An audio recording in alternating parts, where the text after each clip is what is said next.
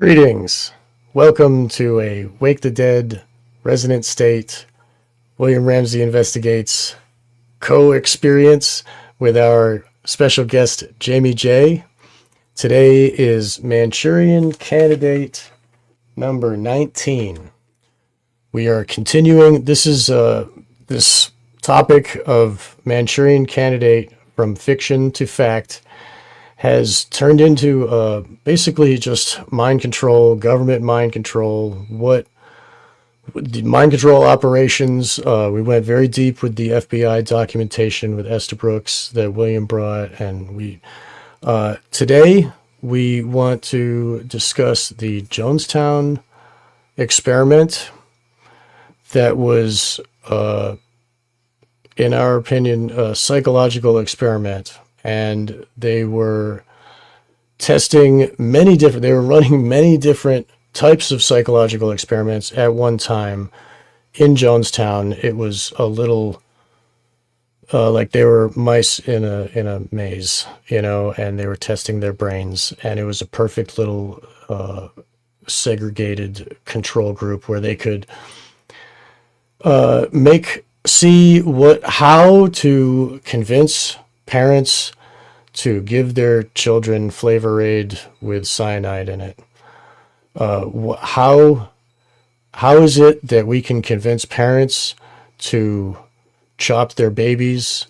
How is it that we can convince parents to give a debilitating injection to their children? All of those things were tested in Jonestown, and we are here to discuss all of that. And welcome, Jamie. Let you say hi first, and then we'll go and say hi to everybody else. Hi. Hi, thanks for having me. It's my first time doing a show with you guys, so really excited to be here. And yeah, I mean, I've always studied cults and all that stuff. I have a sociology background, and the books I read, they were like older, right? And then I just happened to be watching this show the other night on Netflix, and I hadn't really thought about Jonestown in a long time, and I kind of just landed on it, and I just like the similarities between the stuff that happened, during the pandemic it was so glaring to me that I had to leave Sean a voice message in the middle of the night before I forgot all the points I had to make about it, because it was just so obvious in retrospect, that this was obviously, a test run for all these kind of things that just happened. So Sean said, let's do a show about it. So yeah, really excited to be here today and discuss it. That's wonderful, and it fits perfectly with these, and synchronicity does these type of things to us, and we end up having these amazing shows out of these brilliant ideas. And I'm thankful that you brought that to our attention, and that we are going forward and having this show today. And welcome, William and Hans. Please say hello to the audience. Okay, I guess I can say hello. My name is Hans. I am a maverick investigator, and continuing into these different forays, cult, of course, comes from culture. And in fact, one of this thing, it was the army of God, back in, there's a bunch of these cults in the 90s. So this lady who ran it, they all wore uniforms. She said, cult, the word cult is culture, right? So there's a whole variety. Jonestown being the most prolific, we think about these really freaky set, whatever 70s cults, whatever gurus, but there are a lot of cults. Many of these Christian cults, like how about Alamo, right? Joe Alamo, millions of dollars, you know, underage brides. He also said basically, I'm God, right? But Jim Jones has become etched into the American consciousness just because of the audaciousness, the depravity, the the terrifying, like the tapes just running over and over again. Just a very dark place. But Jim Jones, real quick, was vetted by the top leadership of the political establishment in the San Francisco Bay Area. I mean, he had sheriffs, he had governors, judges coming to his events. He was best friends with Harvey Milk, so their stars kind of rose together, even though he's been excised from Harvey Milk's bio that was written post Jim Jones. But I'll jump off. But so Jim Jones, I mean, he's a weird guy, but I want to say also his cult was not Christian.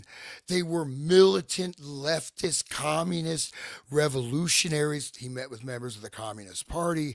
They were literally affiliated. They went to Russia. I mean, all kinds of stuff, and directly announced they're communist. And I mentioned to these guys and gals in the show opener, at one point, he had extra Bibles, ran out of toilet paper. He had his parishioners wiping themselves on the leaves of the Bibles that he left in the toilet. So this is this guy, but socialist, communist revolutionary, vetted and feted by the press, the man to know. He's going to bring in votes. I mean, and just I'll say this last thing is so 1978, December 2nd event, People's Temple Benefit Dinner, a struggle against oppression. And we have Willie Brown, Master of Ceremonies, Dick Gregory, Dick Gregory, the comedian, as keynote speaker, Harvey Milk, also on the bill, Carlton Cordet, Supervisor Carol Silver, High Regencies, and then you have Mayor, and this was when the massacre happened. So this event was set up. Nobody showed up because it's right at the same time of the massacre. But anyways, just throwing that. Oops, I'm throwing that out. It's great that it happened at the same time as the massacre. Holy crap! What wah wah? You know, it's like a dud for the media. All the people associated with that. You look at the list of endorsements.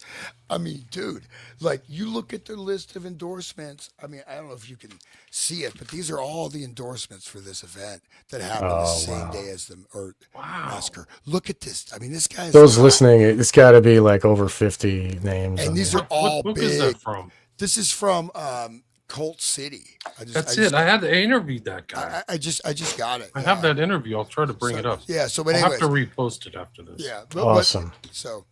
And it's the Colt City is important because it's a picture of Milk and Jones next to each other. The event of Jones' supposed death was November 18th, 1978, and then Milk and Mayor Moscone are killed on November 27th, 1978. By Dan White, who went to jail, and his best friend is, of all people, guess, Sirhan. Wow, what a shocker. So the guy who's supposed one big club. One big club. And Dan White is from the military, right? Programmed to kill. He's from Vietnam. So these timing events are really incredible. But the book that I looked at today was Jonestown, a CIA experiment by Meyer. I've also looked into a researcher by the name of John Judge. I highly recommend people look at both of those. And I'm going to read the intro to the book. Was Jonestown a CIA experiment? And it's Meiers is the guy's name. But he starts up, the combined genius of Edgar Allan Poe, Aldous Huxley, George Orwell, and Stephen King could not have conjured up a more bizarre, intriguing fiction. But what sets this story apart is that it's true, and so it's all incredible. And Jones had a very weird life. Going back to Branham, like I've done shows on these kind of white supremacist Midwestern preachers, and Jones is associated with this guy. I've done shows on Branham at all. It's just so strange, his arc and his connection. I mean, we can go into all that detail, but he had a background, and Myers makes the point that Jones was a CIA asset, so he's not like some kind of hireling or a agent, like a semi-agent. Like they said, Ferry's a CIA asset. He's not affiliated. He's in the CIA, much like Myers is saying that, and that he was brought into MK Ultra in the early 60s. So it makes sense that this process is ongoing. Myers says the night that the deaths happened was called the White Night, and he compares it to Kristallnacht in the intro of his book. It's kind of interesting in a lot of ways, but they're talking about how everybody's in a trance on that night. So there's a lot of information. And I've done shows, actually, one of my earlier shows was a guy by the name of Paul Morantz, who was a ex-cult. He would sue cults. He sued a cult before Jim Jones. Kind of forgot the guy's name off the top of my head. But the guy literally put one of the people from the cult put a top poisonous snake into his mailbox, and he opened the mailbox and it Paul Morantz had bit his hand, and his hand was desiccated. And when I went to meet with Paul Morantz, because I'm in LA, so we sat down, and he's passed away, unfortunately. Rest in peace. I just instinctively stuck my hand out to shake his hand, and he took his hand that was desiccated from the snake bite and put it in my hand. Like, this is what I lived, kind of. I think I didn't get it at the time, but I think that's what he was trying to impart to me, and that's the danger of this cult. And the guy who was the cultist before Jim Jones used the same technique Morantz did, which is putting the speakers and talking to people all the time through these speakers. And it was the same. So Jim Jones had kind of predicates or things that would happen. I'll try to find it, but Paul Morantz is another book. His title, I can't remember the name of the title, but another guy interviewed. So I've done Cult City in both of them. But I'm glad to be here. Thanks, guys. Thanks for coming. This is wonderful. I'm glad that we can have this again, and we can still have more Manchurian Candidate, because it's forever unfolding. I mean, we're never going to find the bottom of this conspiracy. You know what I mean? So, okay, where do we want to start? So, Jamie, you gave us some basic pointer. You gave me some basic pointers, and so why don't we just start with group psychology and that whole idea, and then cults, and how do cults get good people? I mean, obviously, it makes no sense that good people would be gravitated towards people like someone who encourages you to wipe your behind with the Bible that they're preaching from. So anyway, yeah, please make sense of that. So I think when people heard the Jonestown story, like basically people are just like, how did it get to this point? Like nobody could actually fathom how you could get from A to B when we're just seeing the end result, which is people drinking Kool-Aid or mass suicide, murder, right? So it goes from A to B. There's a formula for it, and in Project Paperclip, the Nazis didn't just come to America and just to Canada. Like a lot of them, they went to South America to start a lot of these cults, which were social experiments in MK Ultra. And so I think they had figured out a lot of the medicalized torture techniques in order to split minds as they're forming, and all this kind of medicalized MK Ultra. But I think what they were always trying to do since kind of the 60s was like, how can we do this in a sociological social engineering way, where we don't need to get these people from birth and traumatize them to form them a certain way. We can maybe get people that are like change people that are already formed into a person with their own thoughts and ideas and beliefs and values. And so when you look at a cult, they say intelligent, altruistic people are the most susceptible people to joining a cult, just like really nice people are susceptible to dating a narcissist or a psychopath, right? Like it's kind of the same psychology that draws people in. It's actually based on their goodness and their altruism and their idealism, and these are the kind of people that actually are kind of drawn into these ideas, because they always start out as this kind of ideal, utopian, moral, ending poverty, ending discrepancy between people, and all these kind of really nice ideals that people think, oh, I'm willing to sacrifice a little bit for that, and I'm willing to participate to make that happen. And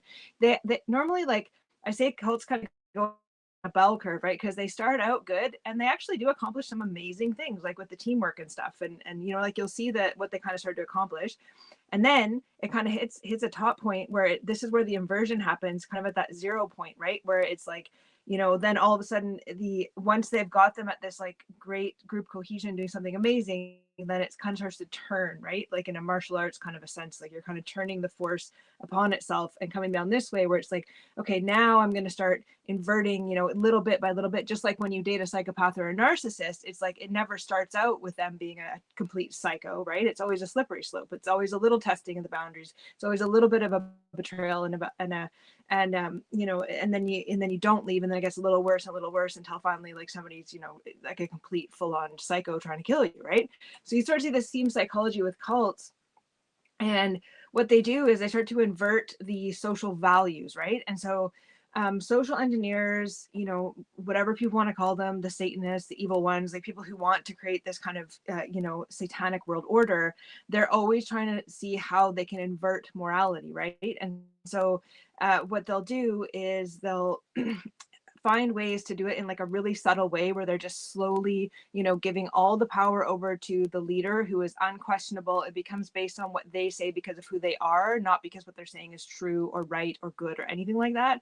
And then as soon as they start training people, it's almost like a Pied Piper where it's pace, pace, lead. Like in hypnosis, we say pace, pace, lead. Like first you have to resonate with a person and then you can start leading them, right? So this would be like a psychopath kind of love bombing you and stuff and getting you attached and then kind of, taking you somewhere you wouldn't normally go, right? So this is what cults do. And they're always trying to invert values. And so a lot of the experiments was actually finding out how they could get people to change their values. And a lot of it's really simple things like cognitive behavioral therapy, where it's the triangle of think, feel, act. And Henry Kissinger talked about this a lot, where he said, you don't just force people at gunpoint to go and do something. What you do is you make them think differently about it, and then they'll just go do it voluntarily. So, this is how they work, is they start to invert the values by making you think about things differently. And, a lot of what they were trying to do in a lot of these cults, that's why there's always the sexual abuse element. There's always the, the cult leaders, the only one that everybody's having sex with. And so they're breaking those normal bonds of husband and wife, and then going against just any part of nature, which like pedophilia is kind of like the bottom of nature, like where that's like against nature on all levels. That's what they're always trying to do, right? Is see if they can get people to accept that. And that's why you see all the sexual abuse in the cults. So I don't know, I'll just kind of stop there. There's a lot. I think there's enough to start on that, but I'll just pass it on now and you guys can kind of comment from there. No, if you don't mind, like just talk a little about cults. So really, what's interesting to note is we have very, very few cults in America. Very few, most of the 20th century. Okay. The cults peak in the 1980s, right after Jonestown. This is the peak of cults in the United States, which is really interesting. 1970, they say 900 cults. 1978, 900 cults. 1984, 2002, we have some people estimating literally like, almost a million people in various cults. 1993, 3,000 to 5,000 cults. In the 2000s, 10,000 to 20,000 or 5,000, but basically there's international. So we're looking at massive increase in the number of cults. And I think that to understand this, I think we could broad brush, but primarily a lot of things. And Jamie, I'm not trying to like be nitpicky academic. No, but cults, we have to understand, okay, we're talking about extreme cults. There are many different cults that are operational in various ways that don't go necessarily to that point of abuse. Even, okay, no offense to anybody, AA can be like a cult, right? People get locked into that, and there's other things. So primarily, with the cult phenomena, real quick, we're looking at the science. What we talked about the AM radio show I did with Sean, and hopefully the article's going to come out. But this whole stuff was designed in the 1920s and 1930s because of radio to understand how you create different social groupings, how you intersect particular leadership on the ground to create cohesive networks, infiltrating things. And you have like Kurt Lewin and all these other guys are looking at, well, the main thing they're looking at is how to change behavior, right? So it's all this psychological topology, looking at, the space of the individual, the psychological world of the individual mapped onto the physical geography, right? So and group topology. So this is massification. This is just an extension of that into creating these.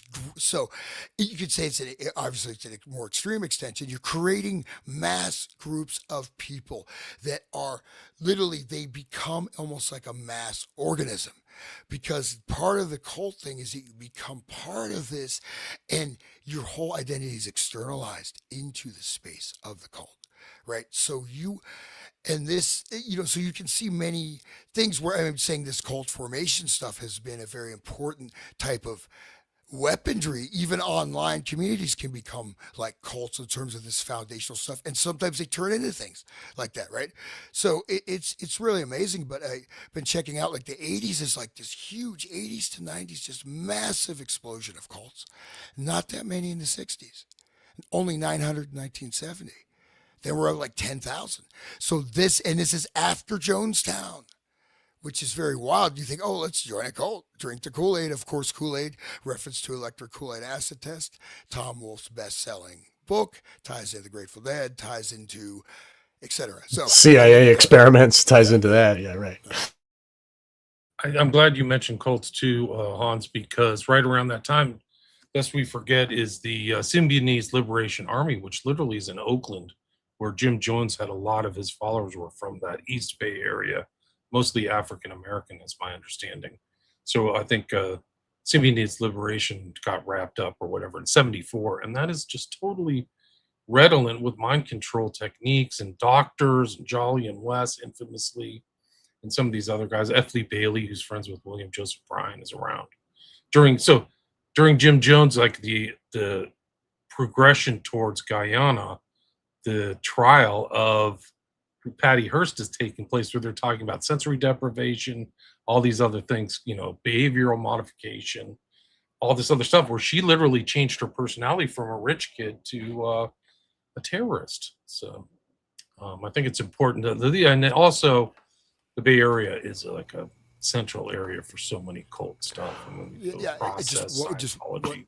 So this is so important though. I just want to sorry to jump in, but MK Ultra moved from individual experimentation to mass experimentation in the 1960s to small laboratory experimentation through cults, right? So Patty Hearst, you have these environments and you have this group of people and you can have all these different types of cults.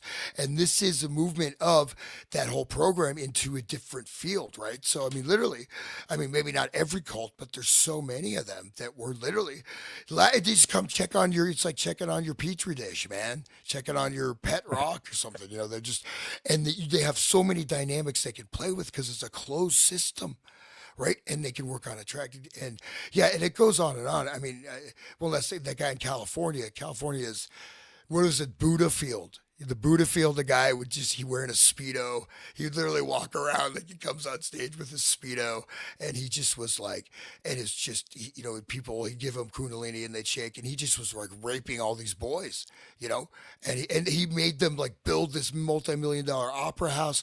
They performed one opera once, and then they just moved on. It's like this kind of thing, man. But again, people's will is subservient. They have lost their will.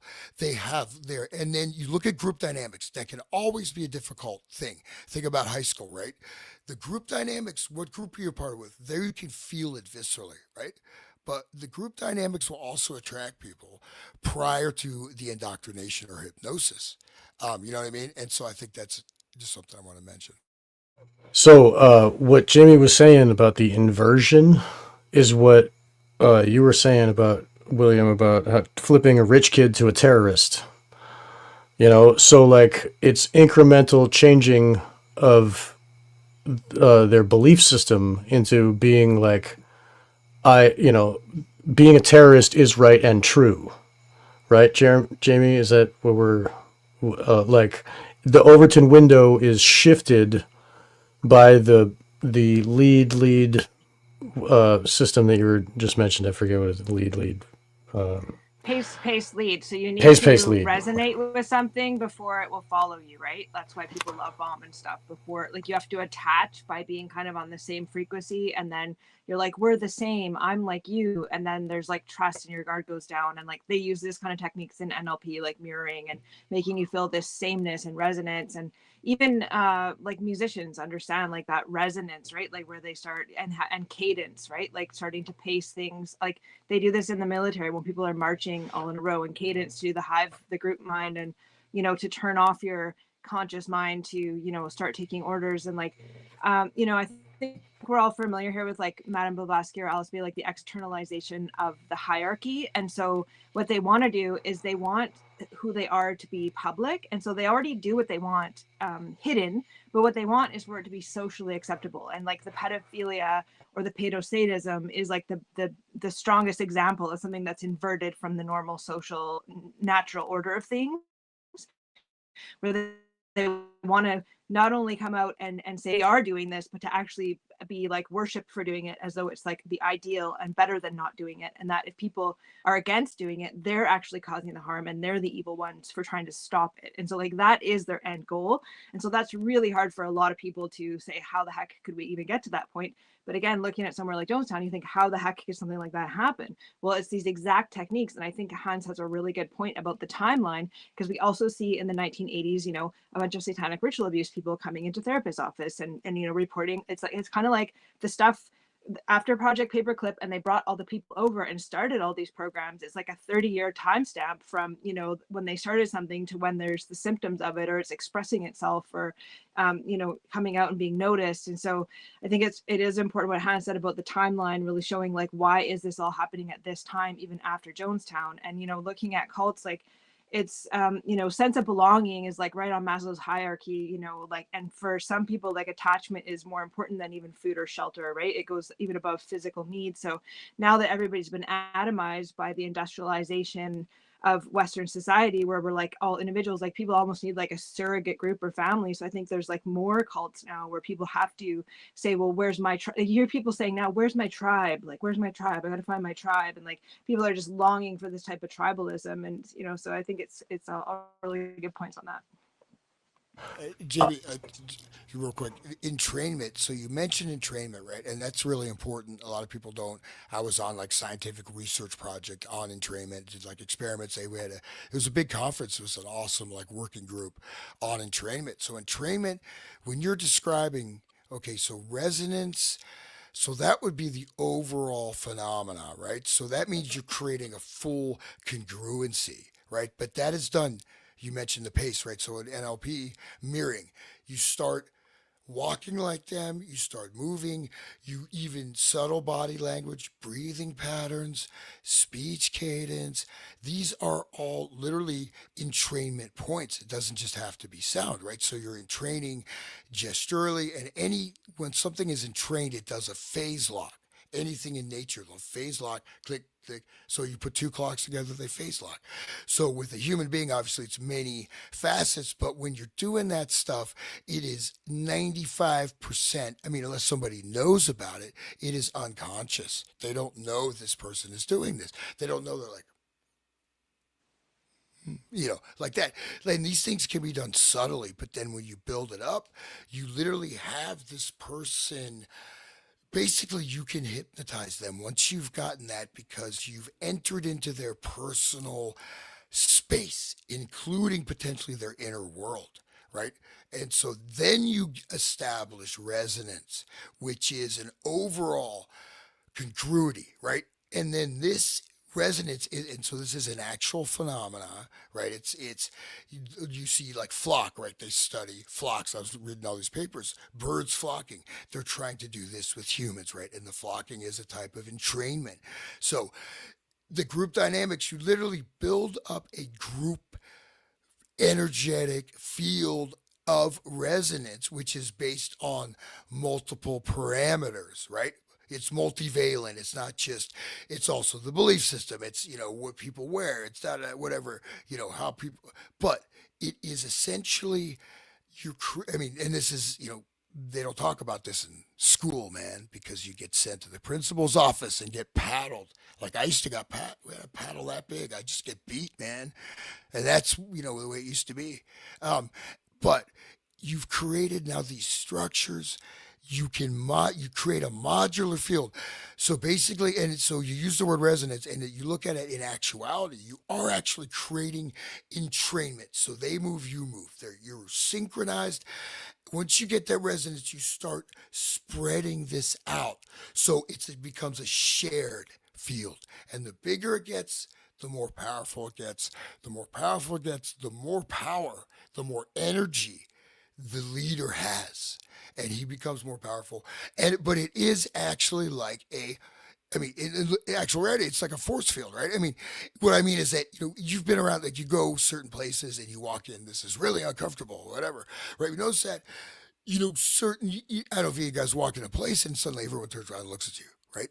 Why? But it's basically not necessarily, it could be nothing about you, but your field spectrum, your particular energetic output, which is just from what your will, and this can be cognitive, it can be so many layers, will interact with these people. It's going to jar, and they'll be like, what's this person doing here?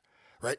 So, anyways, it's a very powerful phenomena, and it generates more power, and it generates more control, not less control over time. And then of course, once you have established that, and then the inversionary activities shows you that you have literally sold your soul. You've lost your conscience. You know what I mean? You've crossed over, and It's you're not going to be. proof, right? Go ahead. I didn't mean to stop you. Sorry. Sean, come on. No, I do that all the time. Sorry. no, dude, it's sweet. I thought you were going to talk, but yeah, so that's just important to see I that. can. But I thought, again, Jamie was also bringing up that resonance in the pacing, because I mean, this is an actual phenomena, Right. and it's it's a phenomena of, this is what was studied in with the AM radio, is to mathematically group people, and then you have Gustav Le Bon, massification, the crowd, and the crowd obeys very different laws than individuals do.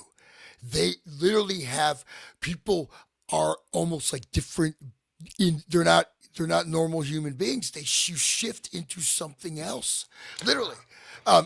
So go ahead. So Jim Jones also had that radio going. He had the speakers going all the time, and he's like talking in the microphone, and he's got their heads all the time going. Like, think about that as like how they learned from AM radio to have that radio going. And in the military camps, they had these speakers that you couldn't turn off. Like, it was just broadcasting constantly. So I think that the AM radio and the massification is a huge point, Hans. I'm glad that you said that, because I'm sure that was in the mix of the formula for what was happening there in Jonestown. I think they had hundreds of hours of that guy just rambling on, like, right? He would get methed out and just start blubbering. Like, I think they had, and that was kind of one of the reveals, is that he said, "Get Dyer out of here," or something like that in one of those things. And that guy was a known intel asset.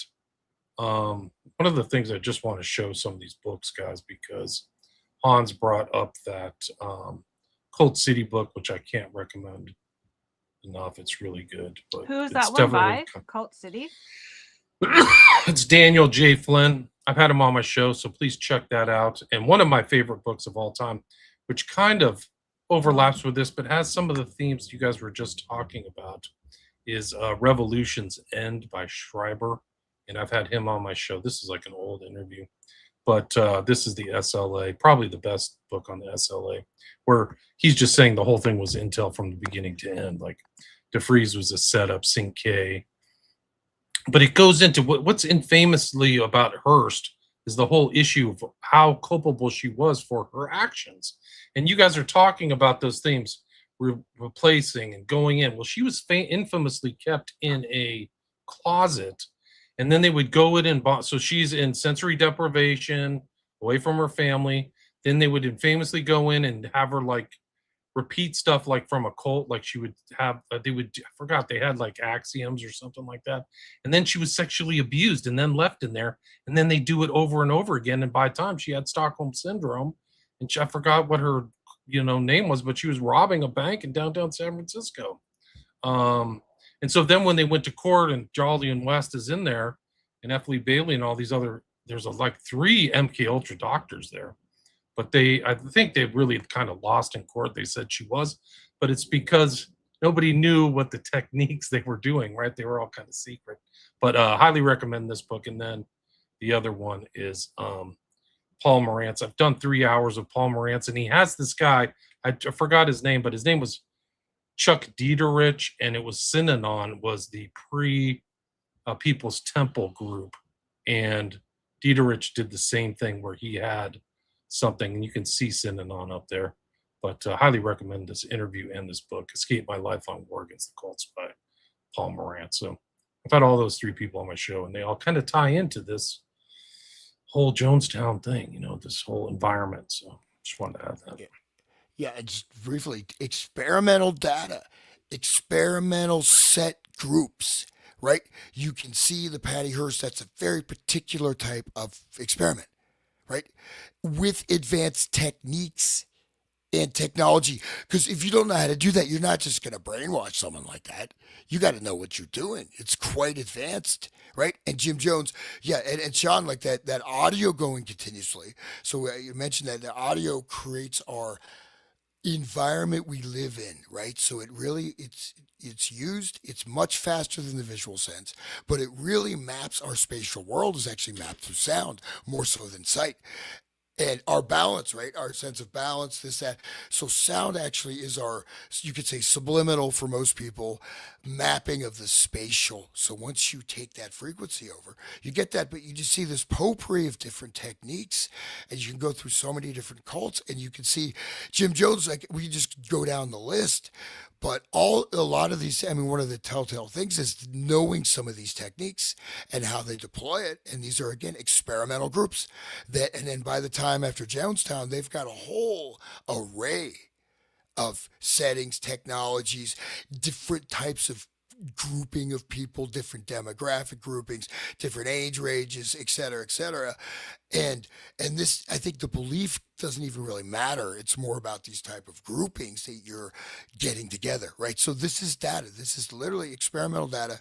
Not, I'm not saying every cult was like that, but many of them were. It's this textbook, like William, you said, it's like straight down the line. These are straight out of the CIA playbook, right? Guantanamo Bay. It's all this stuff.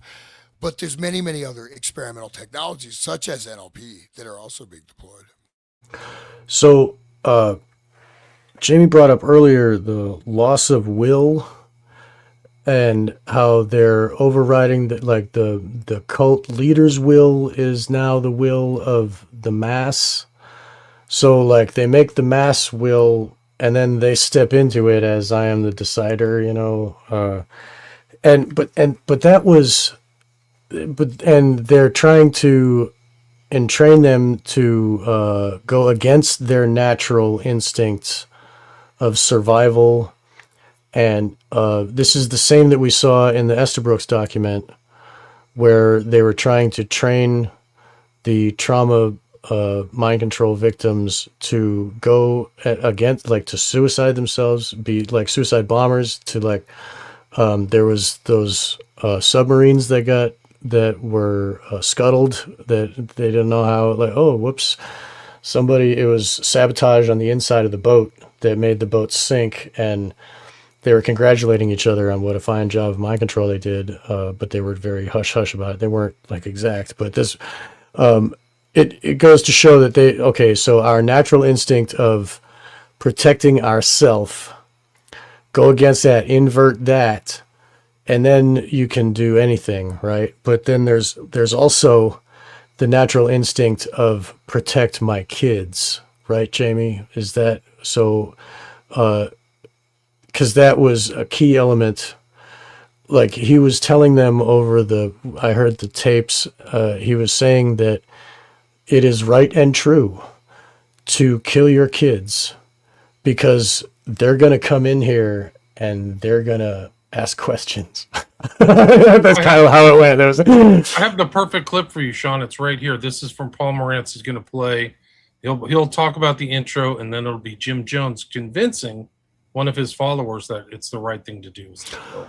So listen. Thank you. Yeah, 3 clips of 3 different groups, and it's if you don't believe that You can hear that, right? brainwashing exists, you may have a different opinion. You know, they say pictures. That's the voice of Paul with Morantz. 1,000 words. These 3 tapes may be more than my book because it's real. And so, first this is Jonestown, and the setting is before they take the Kool-Aid, and people are giving testimonials to Jim Jones, and one man says that he will lay down his life, and but not his daughter's. And then Jones gets the crowd to sort of convince him that he should kill his daughter, which he finally, if you listen carefully, he says that she'll die too. And then everyone starts celebrating. It's pretty hard to believe. When I used to teach at USC, I actually found that my audience, it was very hard for the students to listen to this tape. So I kind of warn you. Father went on and on into the night, his congregation scared and confused and worried. He needed them now even more. They responded often with shouts of praise and murmurs of amen, and lined up to come to the microphone to testify to their love for him and their love for social. This is Morantz after he got bit by the snake. That's him in the hospital. And huge, it was a huge like media uproar. A love so pure they would do anything to prove it, commit suicide, even kill their children. How do you feel about you may die tonight? Dad, from 68 to 69, the captain sent me to Vietnam to fight a war that I didn't know anything about. I had no principle to die in that war. You have saved my life so many times, Dad. Now I'll have no life of my own. I'm living on your time. I would die for you right now, Dad. I'm willing to face the front line with you right now. Thank you, Dad. Since I've been here, all I've seen is the beauty of socialism, and I feel that my life is fulfilled. And if death comes, it's no big deal to me because I've already lived my life just being here with the family. Thank you, Dad. Thank you. We were trying to light candles, not push buttons. And I'm prepared to die for this family if I have to for freedom. Thank you, Dad.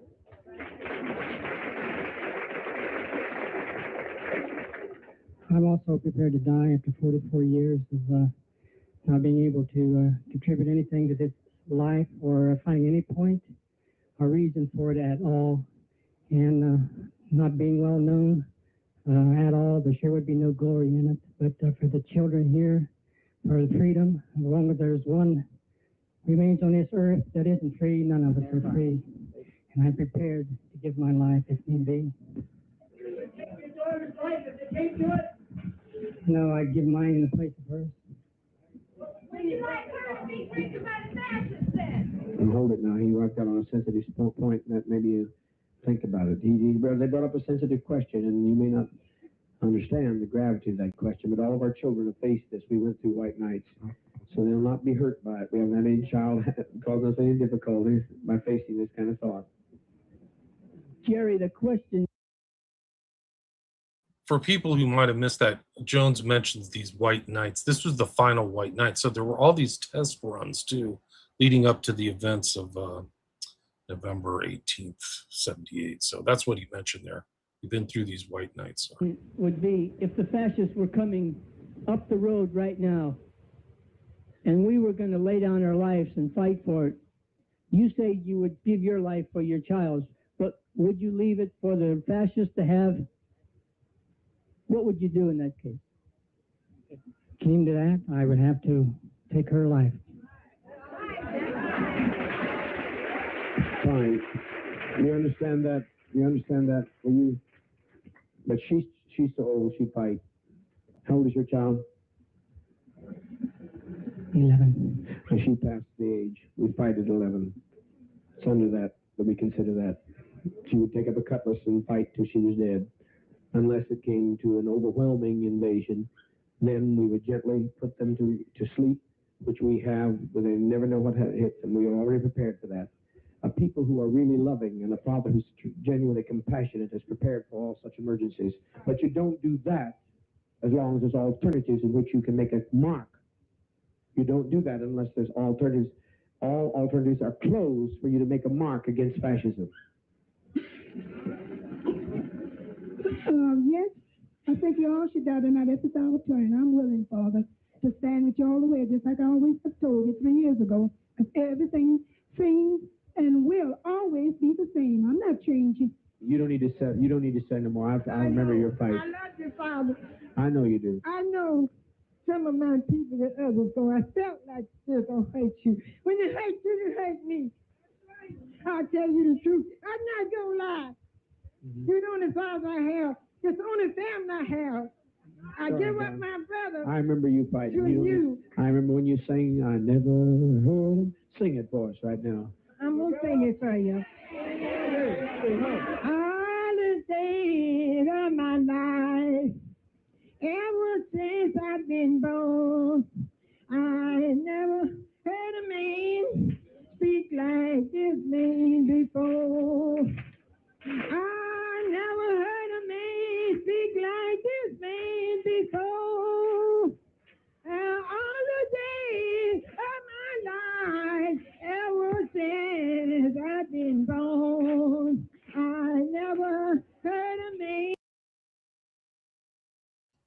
Just Well, I just want to say, everybody that knows of the Mars Volta will yeah, recognize yeah.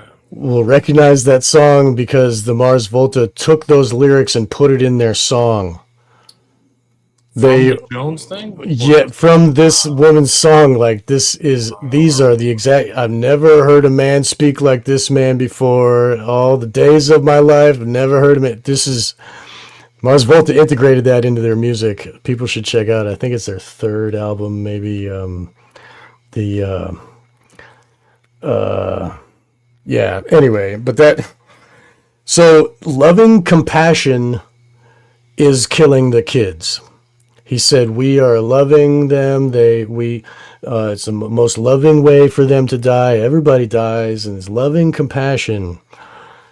Right, Jamie? Is that so? It's the total inversion of the instinct to save your kid. Right. And I think Carrie Olahe had talked about when she was being trained to kill, it was they would torture something and then she had to put it out of her misery to. So her saying was, death is a mercy. Death is like a mercy, right? So she's doing something a favor by killing it.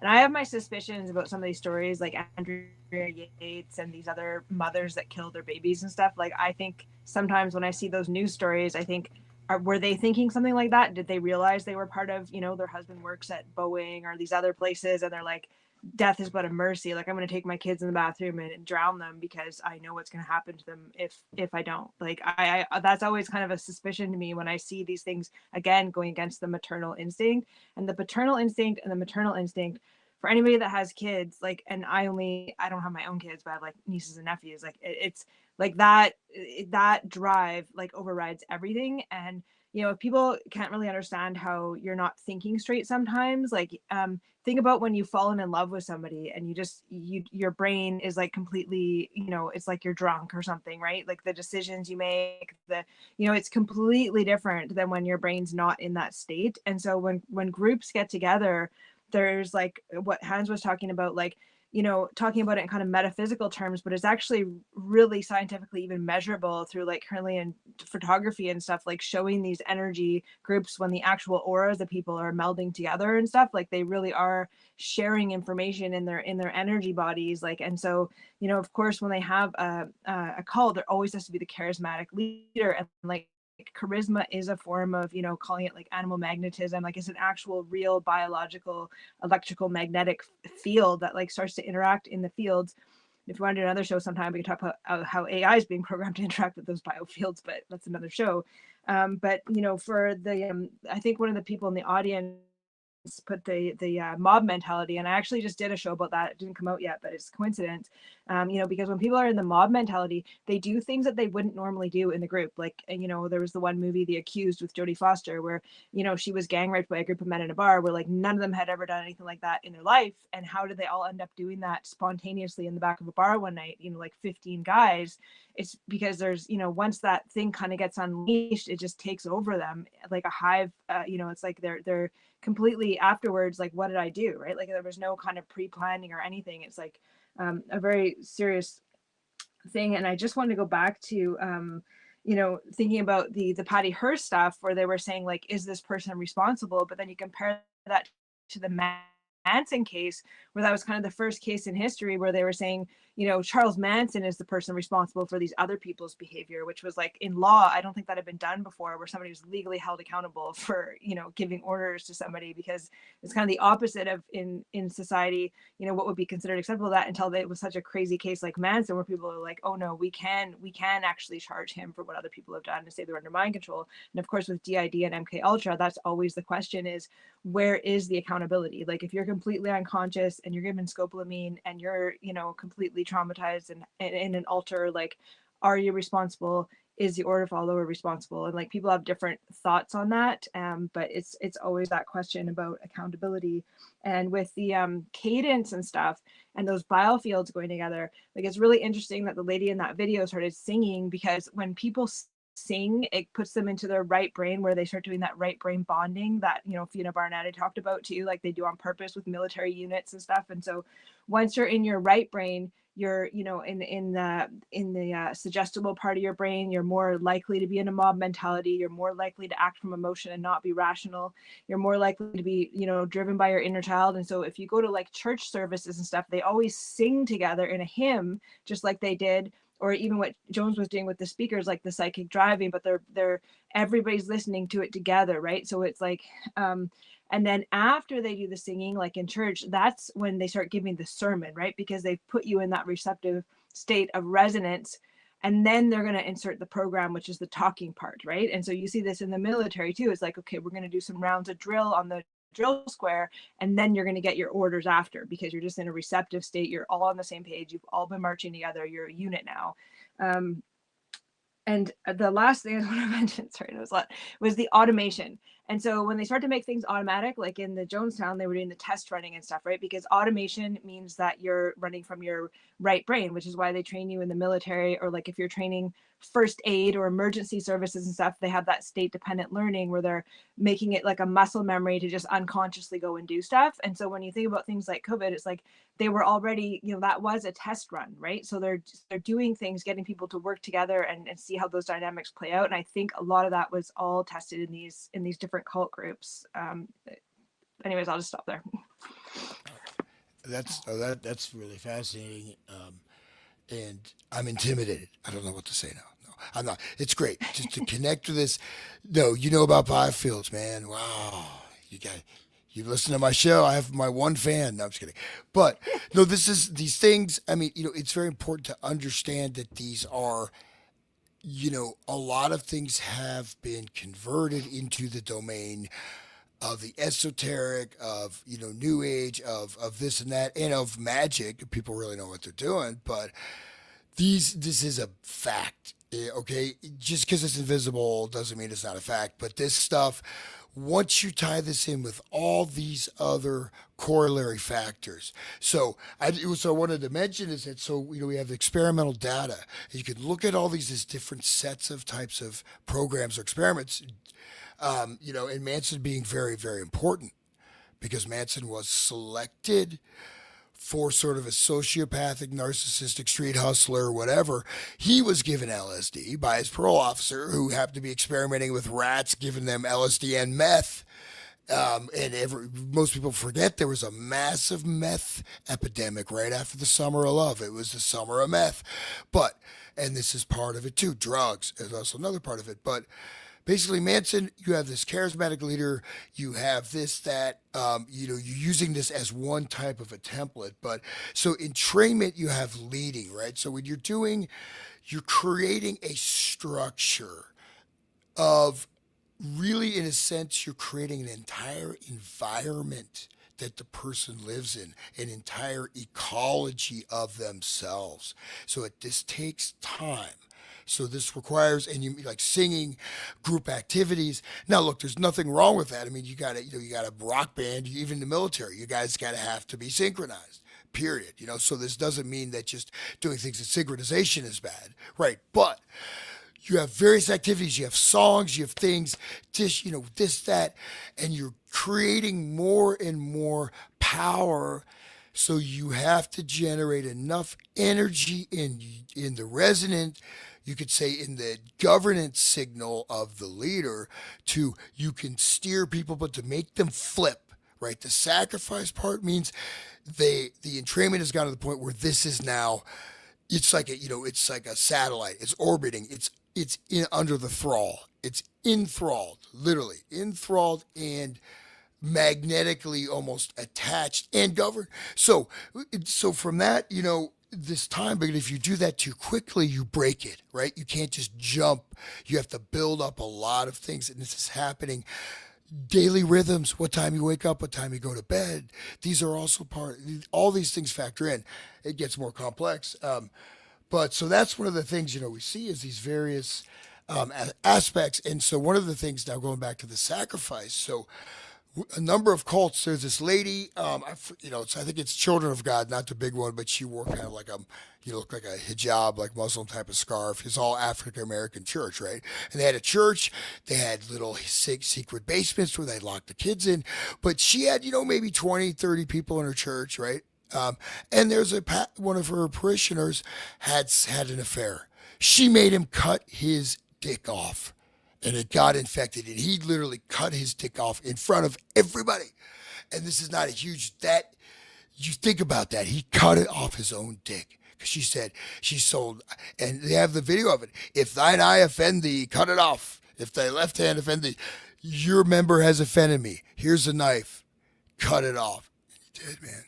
And so, to me, that's really one of the extreme levels of initiate control. So, it's not only, so you have to establish, though, the dynamic system has to be sort of steered in certain ways. You have different subsects, you have different, maybe some tension, you play with that. But anyways, so I want your quote from, and so Jim Jones, this degradation and sexual control, he made a guy like have anal, like two guys have anal sex they were not gay in front of the parish to prove, he would strip men down, buttocks, stick stuff in there. I mean, on the pulpit, man. So he would sexually abuse, especially he liked to make men have sex that weren't gay. And he did not let the married couple stay together. So that's, sexual control. And then, and William, this is an important one too. That example of a higher tier cult with similar principles is that Odyssey study group, right? That huge thing that was that they had, people were multimillionaires, this thing in Manhattan, and they had all this crazy sexual stuff. This was a huge thing, and they were very powerful, actually. I had that guy on too, a guy who came out of that, the Manhattan Billionaires Club, or I forgot the name of that book. I've had a lot of cult people on my show. It's really so you're showing you're not getting just the salt of the earth like Jim Jones. You're getting the upper echelon. You're getting the lawyers, the doctors, the movers, the shakers, the people that got it together, not the lost souls that are just waiting for Charles Manson to give them a back rub. Hey, baby, I'm going to give you a back rub. And then one of the things about Jones is involved in all this sexual degradation, but that's what he was into. Flynn said he got busted was cruising for dudes in bathrooms, like he was in a bathroom in San Francisco. So he had an arrest. Just like Fauci. Yeah, was Fauci busted for cruising? He wasn't busted, no, but he was cruising. He was doing he was a bathroom. There was a whole bathhouse thing with Fauci. I don't know. I'm not gonna. I'm sorry. I didn't. Don't surprise me. Well, you said it, not me. Yeah, I know. I said it. Yeah, but it's my opinion. It's not the truth. I think it's true or false. Sorry, I didn't mean to derail you, William. No, it's okay. But that's Flynn. That Flynn said. So not only was Jones imposing that, he was a partaker, and Flynn said that was a preferred sexual approach. So if you read Kurt Barker, he wrote a book, Blood Drinking, Cannibalism, and High Adept Satanism, and in that he was discussing how the generational pedophile Satanists, that book there, yes, it's everybody should get that and read it. He's seen them and he's heard them say these things, that they raise their children to be gay. From the beginning, and they say that normal heterosexual sex is gross and nobody does that, and it's wrong, and it's true and right and good to do this with your own gender. And they would dress Kurth as a female, and his name was Kathy when he was on camera, and they would film him and they would abuse him on camera. But they would raise their own to be completely gay. And so then Jim Jones is that, right? And he's seeking to invert the sexual drive of his people, which is the exact opposite of your true self, is to invert Nobody's gonna get hard for something they don't like. You know what I mean? But to perform for him, I don't know. Like I don't know how it works, but it what. But in any case, it's like it's an inversion of the true self, and that is what the Satanists at their core were doing, and that's with the trauma-based mind control is giving total inversion of morality and truth, and they're imposing that on the outer world. And what Hans was talking about, the guy chopping his own dick off, parents are encouraging their kids to change gender and chop off their parts. And it's like next level of like, oh, instead of chopping themselves, they chop their own kids. It's like circumcision as well. It's another level of, but the blindness, once you've hurt your kid, you're blind and you cannot accept. And we see that in circumcision. I talk about that a bunch. And that also, I'm sure, went into Jim Jones's thinking, like, you must kill your kid. That is right and true. Right, Jamie?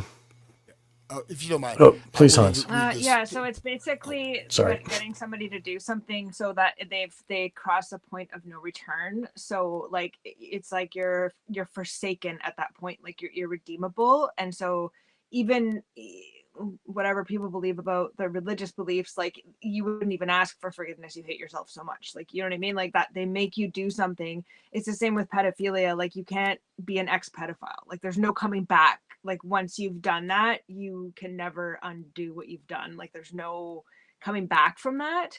And so that's why it's such one of the main tools they use for like getting people to the dark side or blackmail, is like you're doing this thing that like you actually can't be redeemed from. Like you can't just be like, oh, I quit pedophilia, like, like please accept me back to, like, it just is, it's a point of no return.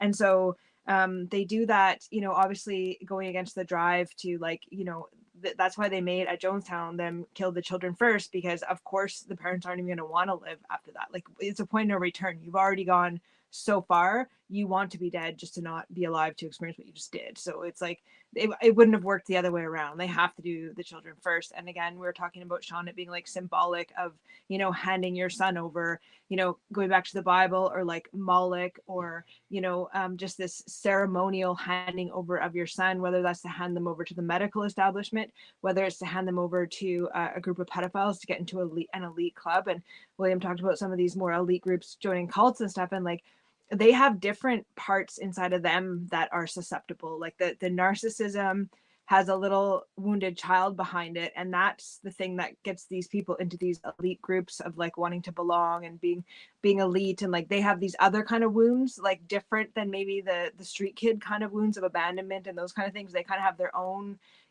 like they'll have everything material and successfully, but like they have this, shame-based child part inside that drives the narcissism and that psychopathic, sociopathic kind of behavior. So like they're susceptible to that being activated to pull them into one of these groups, right?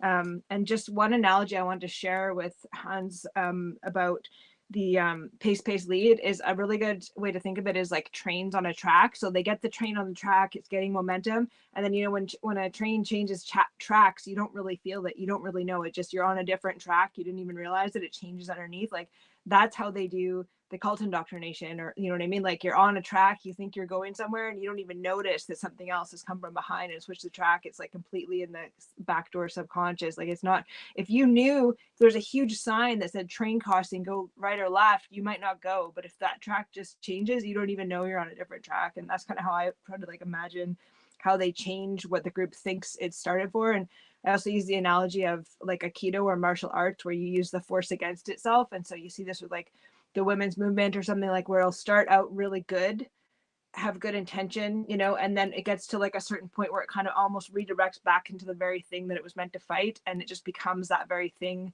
in a new form back at itself. So you're kind of becoming the exact thing you meant to fight in the first place. And it's like, it's the same technique they use. I don't know, did that answer your question, John? Or Yeah, and we see the way that the transgender thing, like, I mean, it started as like we gotta protect women, And now it's like, if you don't let some dude jerk off in a woman's bathroom, then you're the problem, you know?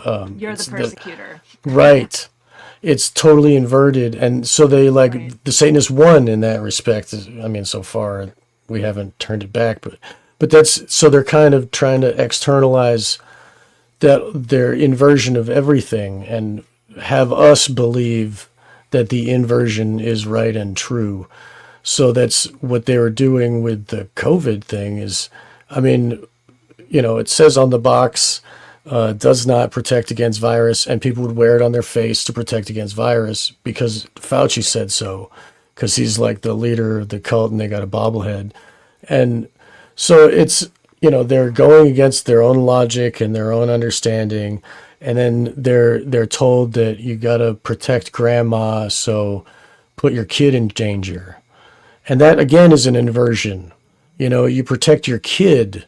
Grandma already lived. It's on many levels, the inversion. I think that's really important with the psychology of this type of thing.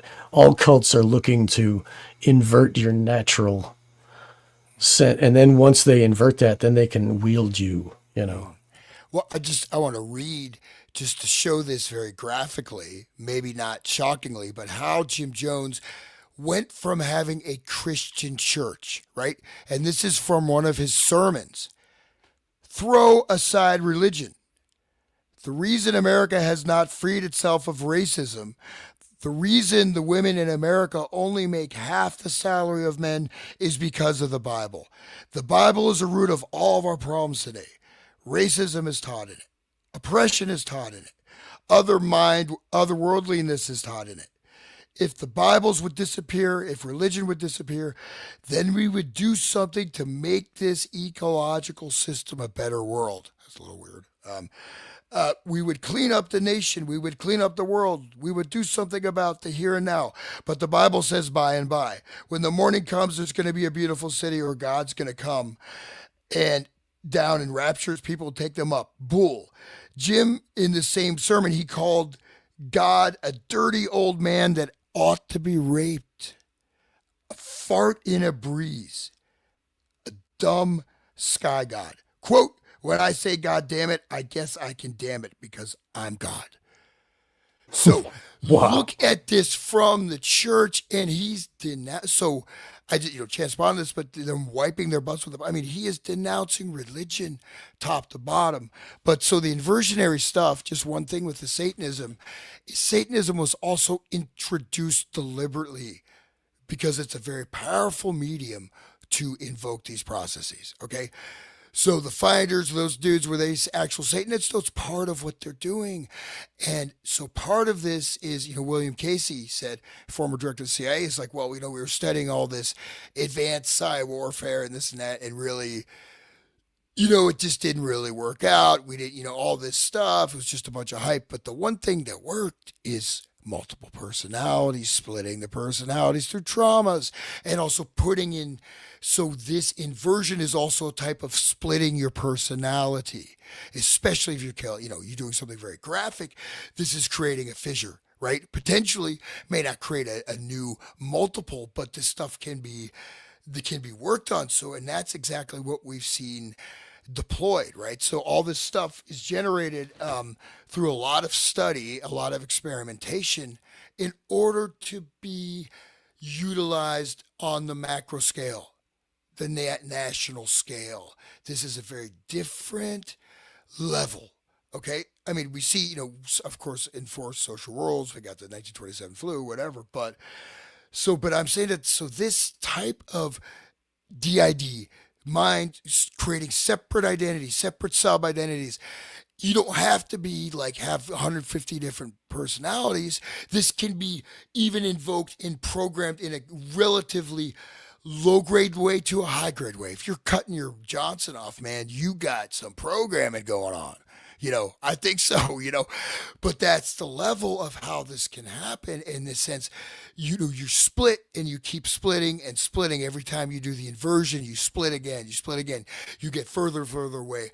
It's not necessarily you're going to have sub personalities, but you're splitting yourself and it gets harder and harder to get back to yourself, even just psychologically, psychically, because you've split it, and it's a road paved with blood, semen, and evil, and you don't want to walk down that road, so you want to forget about it. Just an incidental note. I was in Northern Virginia after that woman cut off her boyfriend's personal things. And Lorena Bobbitt? Yeah, Lorena Bobbitt. Right. I used to walk by her salon to get home to my apartment back in 1995 or something like that. It's too funny, so I'd like to see that. Here's Jim Jones saying, "I am God, there is no other." Desire. All that freedom embraces, all that justice embodies, everything that sensitivity imbibes, that is what your God is. And I must say it is a great effort to be God. I wish it upon another, but no one else in the particular stratum of the class consciousness that we are evolving in has the faculty that I do. When they do, I'll be glad to hold their coat. In the meantime, I shall be God, and beside me there shall be no other. Yeah. You get that lead up too, like Yeah. there's other people, but I am God, and there shall be no other. And that's hypnotic, right? So they go to a church and they end up friggin' communist revolutionaries that hate God and think Jim Jones is God. And this can happen very quickly. And it can be arbitrary what you switch people to. But I think the satanic stuff being part of this rollout, being a strong undercurrent in the 1960s, right? So the satanic stuff was really, there was a huge blooming of the occult, of the satanic. It was mainstream, especially like in England. I mean, it was popular. Let's go to a satanic orgy. Okay, honey. Like, it was normalized. It was part, you know what I mean? It was sort of something you just get into. Oh, we can freak out. And, seriously, I mean, there was a lot of this. And even I just watched the movie The Trip. Have you seen that horrendous waste of celluloid? Yeah, with the guy from the biker Dennis movie. Dennis Hopper and Peter Right, Fonda. right. This whole movie is just about an acid trip. It is super psychedelic. It's very stupid. But there's all kinds of satanic stuff embedded in there. Lots of it, but it's almost subliminal, right? It's there. It's there. And this is part of it. And it was attractive. People got attracted by the occult. They got attracted by Satanism. Led Zeppelin, Jimmy Page is doing it. Man, Aleister Crowley's cool. He rocks, Ozzy Yeah, rocks him. okay. But I'm saying, like, these cults develop, and the satanic thing can be spread. And just like I've talked about this with multiple people after research, and it's finding these huge dumps of pornography in places where kids hang out. Like, we used to ride our dirt bikes, and just massive, there'd just always be new porn there. It was in the middle of the woods, right? And I've heard this from people all over the country, at least a dozen, about these porn drops, and even having like dumpster where it's all brand new magazines. They would go and take them and sell them, but they're always in a place the kids would be. And this all over the nation. That's an example of entering something into that. And that's a minor version of an inversion. And pornography is warfare. They use it as warfare, just a note. Anyway, Jamie, do you have something to say about that? I was just laughing that Bobbitt had a salon. Like, would you trust her with some scissors or like a hot shave? Like, I don't know. I just don't think, I don't know. Like, would you go there? I don't know. Anyways, but yeah, just the comment on Hans, like, the fact that these people, like, he was actually recruiting them out of the inner city, Jim Jones, and it was under the guise of a Christian church, and people that did want to be like a good Christian, like those were the people that were originally in the group before it kind of got transferred over to Guyana. And so again, it's that perfect example of inverting it, but it's the exact opposite of that. He didn't go down to the Church of Satan and say, hey, do you guys want to wipe your ass with the Bible? Like, he went and he started out with people that would never fathom doing that, to getting them to do it. And so the more you invert something, and this works in MK Ultra too, the altars have to be diametrically opposed, and that's what keeps them dissociative, right? They can't be like just a few notches over in personality. They have to be like, really black and white opposites, and that's what keeps them separate. And so there's a book by Robert J. Lifton who wrote about, how did ordinary people become Nazis, going and working, doing these horrible things, and then going home and eating dinner and playing with their kids, right? Like, so they'd have a, just kind of a persona where they could go in, they could do a certain thing, come back out, like never happened, going into a different stage. And it's just this, he called it the protean self, which is not like a dissociative identity, but it's people can actually do that. And we all kind of do it in a little bit of a way when we go work somewhere or something, right? We have a little like different personality that we have for different scenarios. So then there's the concept, and this kind of ties to Patty Hearst too, is of, you know, betrayal blindness. And so this happens also when people are dating like a psychopath who's always the greatest person in the beginning, right? They're going to resonate, they're going to love bomb you, and then they're going to invert, you know, and start being like how Jim Jones is acting in that video, saying, I'm God. And of course he's inverting it right there, saying like, you know, I'm willing to do it, you know, as a service. I'm really a martyr. It's not about me. Like somebody has to do it. And I guess I'm just the most generous, you know, altruistic one to take this upon myself. And so, you know, so the way betrayal blindness works is once you bond and you believe you need the relationship, then that's when you start blocking out things. And whether, you know, it doesn't have to be full-blown dissociative amnesia, but you're just not you know, putting that into your thinking process. You're kind of not looking at this and that. You're just focusing on the thing that you want to be true.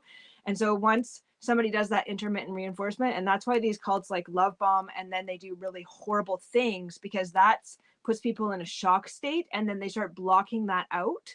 And then because they have the intermittent reinforcement, they'll start having more of a compulsion to please and be a better order follower, and that can just be exploited by the charismatic leader.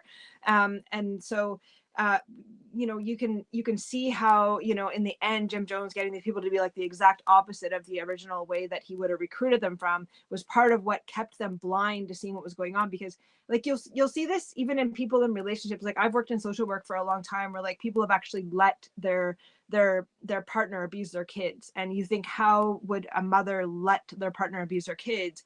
And it's because the mother goes into a type of like Patty Hearst thing with the abuser, where they're literally handing their child over, and it's not something they want, but like they actually get into that same kind of like anxious attachment to please, where you know, to them being rejected would feel like death, that they're actually willing to do something that they would have never done on their own, but it can go that far. So yeah, what you described with him doing that, it really kind of shows like, you know, this just sort of, even if it's not dissociative, it's just betrayal blindness, where you're like, you're not seeing that when you talk to the person. You're not seeing what, you're not objectively able to see Jim Jones anymore.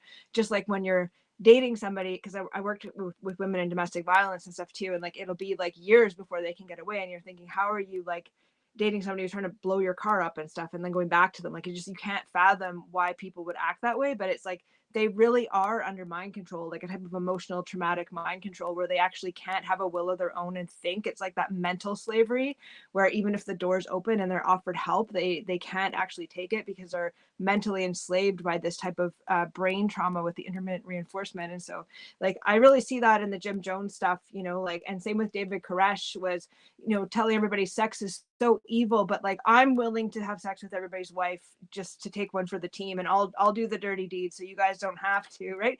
And you're thinking like, how are these people actually this stupid? But it's because it's not their thinking part of their brain. It's their little inner wounded child with anxious attachment and betrayal bond and all this other things that are being activated. It's absolutely not a rational person sitting there debating how ridiculous what this person says, you know. And I think Jim Jones is like, I mean, you couldn't have made this guy up. You couldn't have made up he's like, you couldn't even have made up a evil villain if you were a team of producers. Like, how could you make this guy up? He's so perfect, you know. Yeah. Whoa. Like, I don't think you can beat Jim Jones. I don't know. So, just real quick, the you said that you just read a book about the hypnotism book, Esther Brooks' Hypnotism. Oh no, you heard a podcast or something saying that was written. It was letters written to an RCMP officer instead of the military, and where they wanted to go against the survival drive, and also against the paternal maternal drive. Is that something that you wanted to make sure we talk? Oh, you're muted here. One sec. I wish I knew you were going to quote me on this, because I have the book right here, but I don't know which page it was on. Oh, okay. Yeah, sorry if you would have told me. I don't think I can find it right off the What's fly. the but name of the book? definitely- What's the name of the book? It's called Hypnotism. Murder of Time. Oh, okay. It's a guy in Canada, actually, who I'm just about halfway through it, and he was taken in Ontario. He doesn't, as far as I've read in this book so far, he doesn't remember being put through gate program or MK Ultra as a child, but he was taken and kidnapped in a van in Canada, in Ontario, and he was put through some like light MK Ultra, electroshock, scopolamine, and and so he kind of has written his testimony about this. So I'm trying to just read it because I try to read everything Canadian because there's a lot of Canadian stuff out there. But he was saying, like, in his research of what they were doing and why they did this to him, that he read the Esterbrook stuff, and that a lot of people quote Esterbrook's talking about we can get people to do stuff against their will, but it was actually written to an RCMP, and it's Canadian police, Royal Canadian Mounted Police. It's not American, and so I thought that was really key. And this other book, I really want to recommend it too, because it's also Canadian, MK Ultra and the Gate program. Because actually, I think Canada was a way bigger hub for MK Ultra than maybe even the States, because it's so easy to just hide stuff here. Like, people aren't even suspicious of it. They had people out on farms. They had mental institutions. They were in places like Winnipeg, Manitoba, Brandon, Manitoba, like on the native reserves, military bases, which are all really close in Canada, coincidentally. And so, anyways, it's really, they hit a lot of, I think they hit a lot more MK Ultra programs in Canada. Yeah, McGill, that's the kind of one they got busted for publicly and had to admit. But actually, this book goes over a lot of the other institutions that were using kind of little small farm towns, and I think they were hiding way more MK Ultra, and still to this day still are doing it in huge numbers here, like, that I think has never really been acknowledged. Like, they kind of act like, oh yeah, we outsourced a couple little things, to McGill University and stuff. And I think Canada was like, I think even today people are so unsuspecting of this stuff. I think it's going under the radar way bigger here than people know. Well, Canada doesn't have the Constitution to protect them. They are under the Queen and have to do everything that she says, and she owns all the swans. So, I mean, you have to do whatever she says, and it could be anything. Well, and in Canada, they also made what's called the National Research Council. And so they would have joint national research bases, which were kind of part of the military, but not really. So they're not under military law. And so they would bring, these joint research council places, which are military bases. They just don't call them military bases for legal reasons. It was a legal loophole where they could bring like American or British soldiers onto Canadian soil, because your political government rights go with your country of citizenship. So, but then when you're in the military, you're under martial law and you don't have the same rights that you would in your country. But so when they bring somebody over to Canada on an American over to a base on Canadian soil on the British run side of that, it's kind of a loophole for them to do joint national research, which can be biological germ warfare. And you can look at the whole history of them doing that with Frederick Banting and insulin, and then starting to use insulin in the psychiatric wards. And that was all done on Canadian Joint Research Council bases. And so I've tried to research some of it. There's not a lot of books about Canada, unfortunately. There's a few really good ones, but I think there's way more going on here than what's really acknowledged, for sure. I just want to expand a little bit out about you're talking about the betrayal and that kind of thing. I mean, I think there's another layer, because if you look at the initial research, going back to the psychological topology, going into Theodore Adorno, the Prince Radio Project, this also was about creating mass minds. But again, what we have is a very unique phenomena that never occurred in human history, except for maybe psychic tribes in Alaska or something. But basically, you have these relationships with people you never met.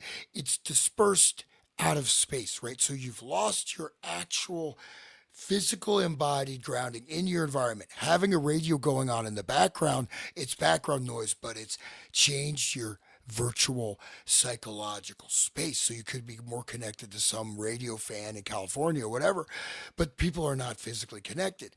So Adorno looked at this, using Lacan's like kind of neo-Freudian, very arcane, obtuse, opaque writings, like unless you're an initiate into, Lacan, you can just throw the book across, you'll set it on fire. And you'll be like, why did I read this? I thought I was smart.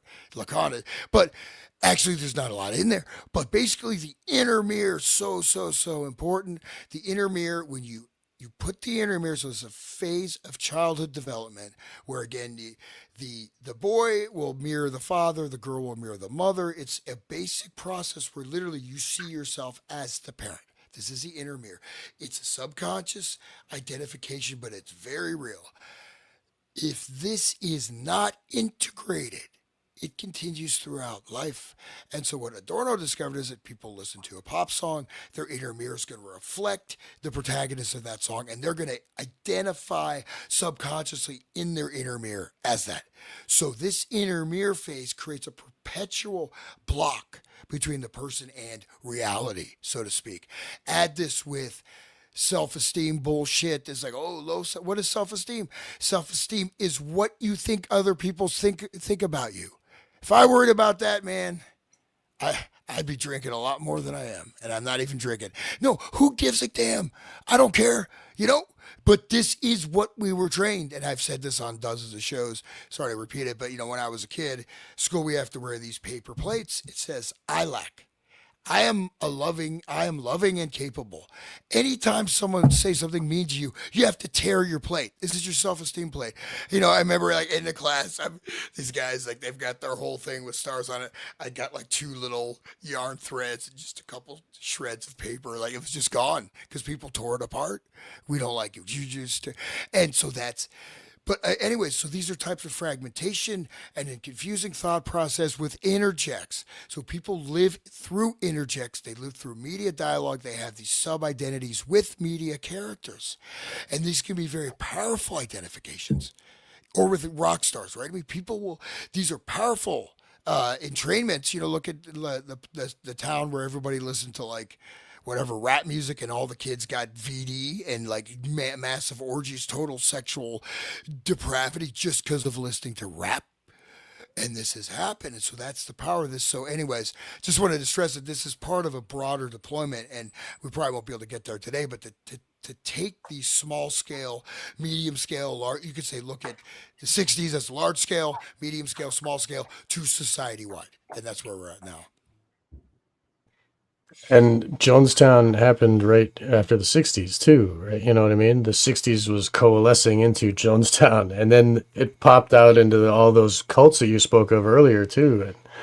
And the SRA and all the rest. It's like a snowball rolling downhill and just gaining size as it goes.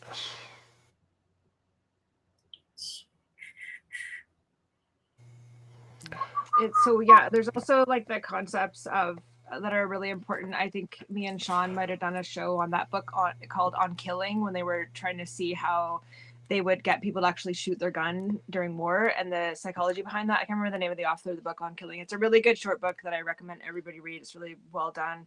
But he was really talking about the concepts of social role modeling, like having a drill sergeant is way more effective, right? And then also in a platoon, it's like the camaraderie and the group identity and like all of these concepts, where like you see this kind of played out in the digital space now. And so, like I'm going to have to ponder some of what Hans said. I don't know if I really fully got everything he was saying. It's really interesting though. But, thinking about this fantasy aspect of, people being into like cosplay now, or like even bonding with a porn star, like, and in their own mind, like thinking they have this like emotional relationship with this person. Right. And so, I think I kind of understand what you're saying, Hans, about this. You were talking about the radio coming out and people's, space being connected, but like maybe their biofields aren't, like their auras aren't touching, but like, on a quantum level, like, putting that out into the collective unconscious or subconscious, like, on that frequency, I think, what you're saying is, maybe even more intense to really think about the idea of putting something out that's exactly the same, whereas before things spread around by like being repeated and it changed a little bit each time. It wasn't like exactly the same in each person's mind, whereas when radio came out, it was like, no, it's like exact replication into a person's mind. And like what that did, just even on the thought field of the planet, of getting it in that many people's mind. And if you read Kurt Barker's books, he was talking about the Satanists really wanting to get everything mechanized, and that's why they were taping rituals and stuff, because when they do them exactly the same every time, there's like that frequency resonance in the quantum field of things being exact. And then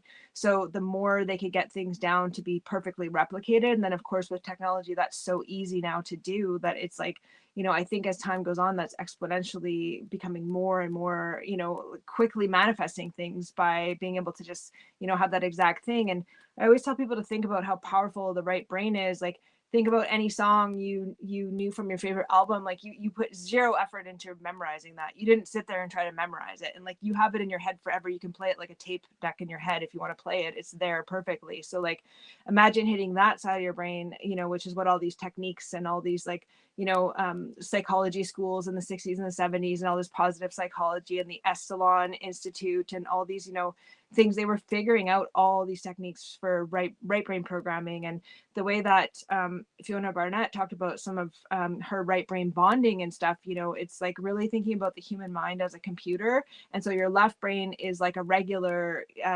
computer, right? And then the right brain is like a quantum computer. And so when they're putting stuff into the right brain, like putting a radio broadcast out, like that's like a quantum level, you know, hitting a bunch of people in their right brain, which is actually, you know, basically interdimensional, like, and then that manifesting into this, what is, I think is a lot bigger than maybe people realize, the actual power of that. And maybe it doesn't happen right away, like there's a time delay. So it's really interesting that you noted like the time this stuff sort of started to come to fruition based on when kind of the technology was actually discovered. It's kind of like that, you know, that because we're in a time space dimension, it's kind of like there's that element of time space to these things actually, you know, becoming present for us to notice them. But I don't know, just some thoughts.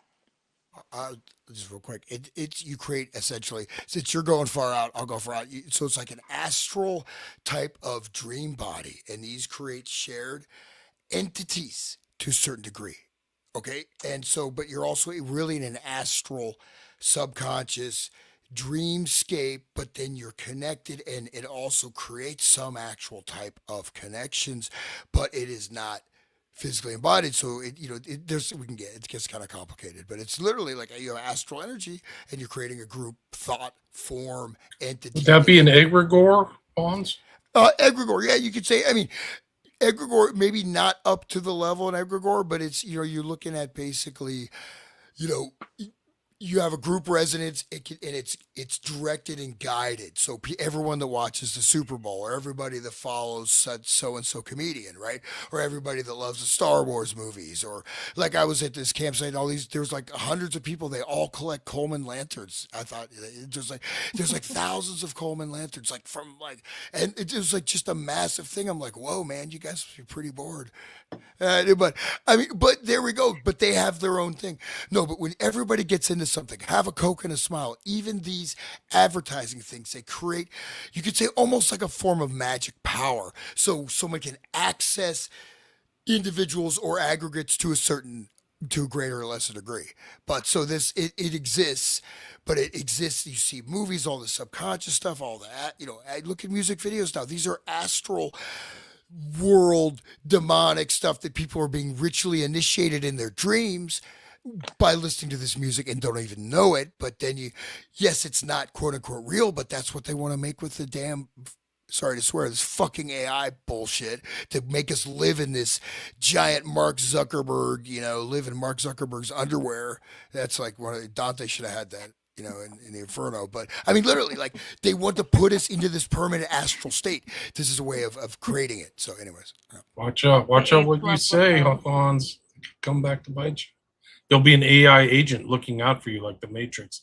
This is Jim Jones talking about how he's a god.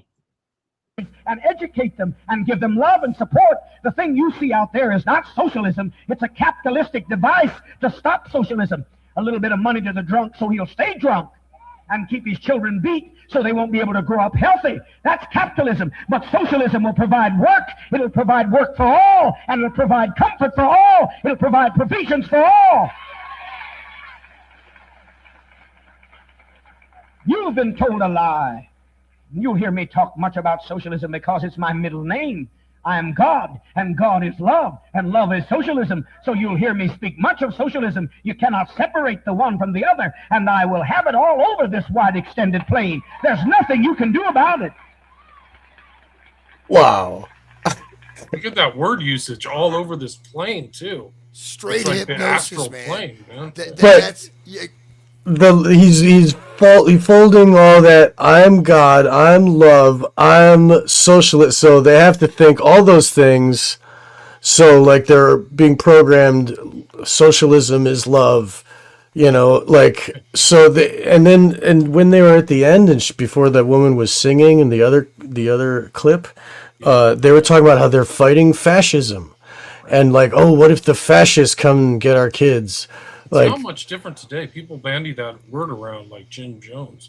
Like there's some kind of fascist out there. It's not a good word. well, yeah, but that's the same old thing from World War II is the socialists against the fascists, and that's the Nazis were fascists and blah blah blah, and the socialism is the purity and the goodness, whatever. Everybody can work. Yeah, that's called slavery. I remember that. Yeah, everybody can work. Fascist states was COVID under Biden, right? So come on, let's listen. You can take me and put me in the jails, and I will take it and use it for my glory. You can put me on the end of a noose. You can hang me at Yardmore at the highest tree at high noon. But you can hang my body as I've been hung and killed for 42 generations. I've been destroyed, but I'll spring up again. You cannot stamp me out. I'm here to stay. In certain part of this tape, he talks about his miracles. If people don't know this, Jim Jones was like an old, carnival preacher who would do healings and claimed all kinds of stuff, prophecy.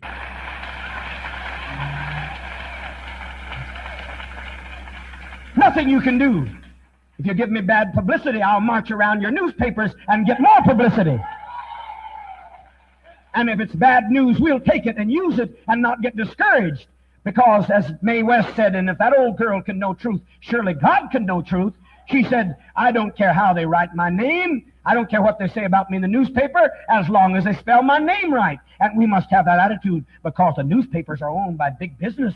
They're owned by the capitalists that have kept the blacks down. They're the very ones that used to stir up the lynch mobs.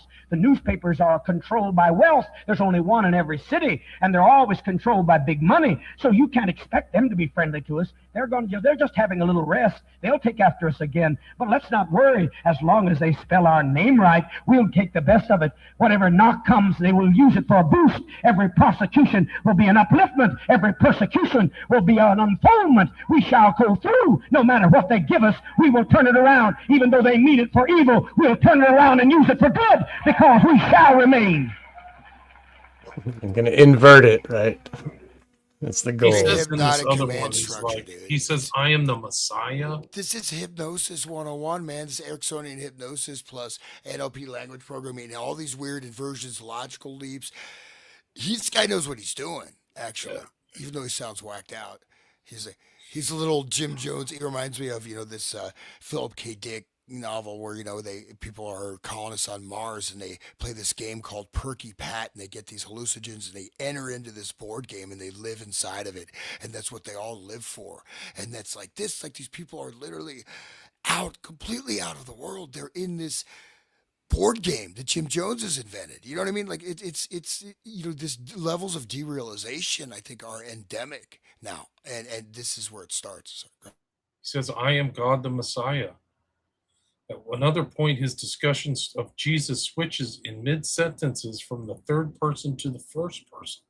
So he's like mixing them up, like there's this other guy, but I'm also him, That's how they get you. And he talks about that was almost a pace lead, right? Like it's like they even did that in the Beatles song where they were saying hallelujah, hallelujah, Hare Krishna. Like it's pace, and then they just switch it, right? And so that's almost what Jim Jones was doing. And like this just reminds me of WWF too, or WWF or whatever the hell it's called now. But like they, it's that same grandiose, over the top, like, you know what I mean? And you see this in rap music too, where it's just this like grandiose narcissism, like I'm everything and like, you know what I mean? It's just over the top and people just love it. They just eat it up, you know? It's like it's showmanship. It's the alpha monkey syndrome. Everybody wants to see the alpha monkey, you know.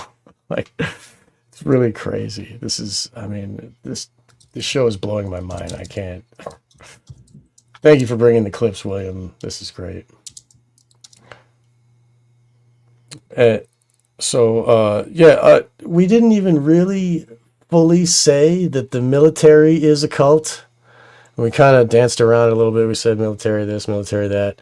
But the military is a controlled environment where they're made to bond with each other in trauma situations and to react in right brain and not think, and to become, and like even Kubrick in Full Metal Jacket, like Joker was saying into the monologue or whatever, is saying that the government doesn't want robots.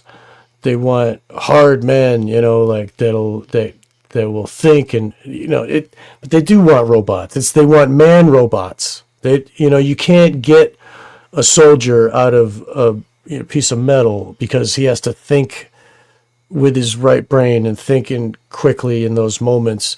So they have to.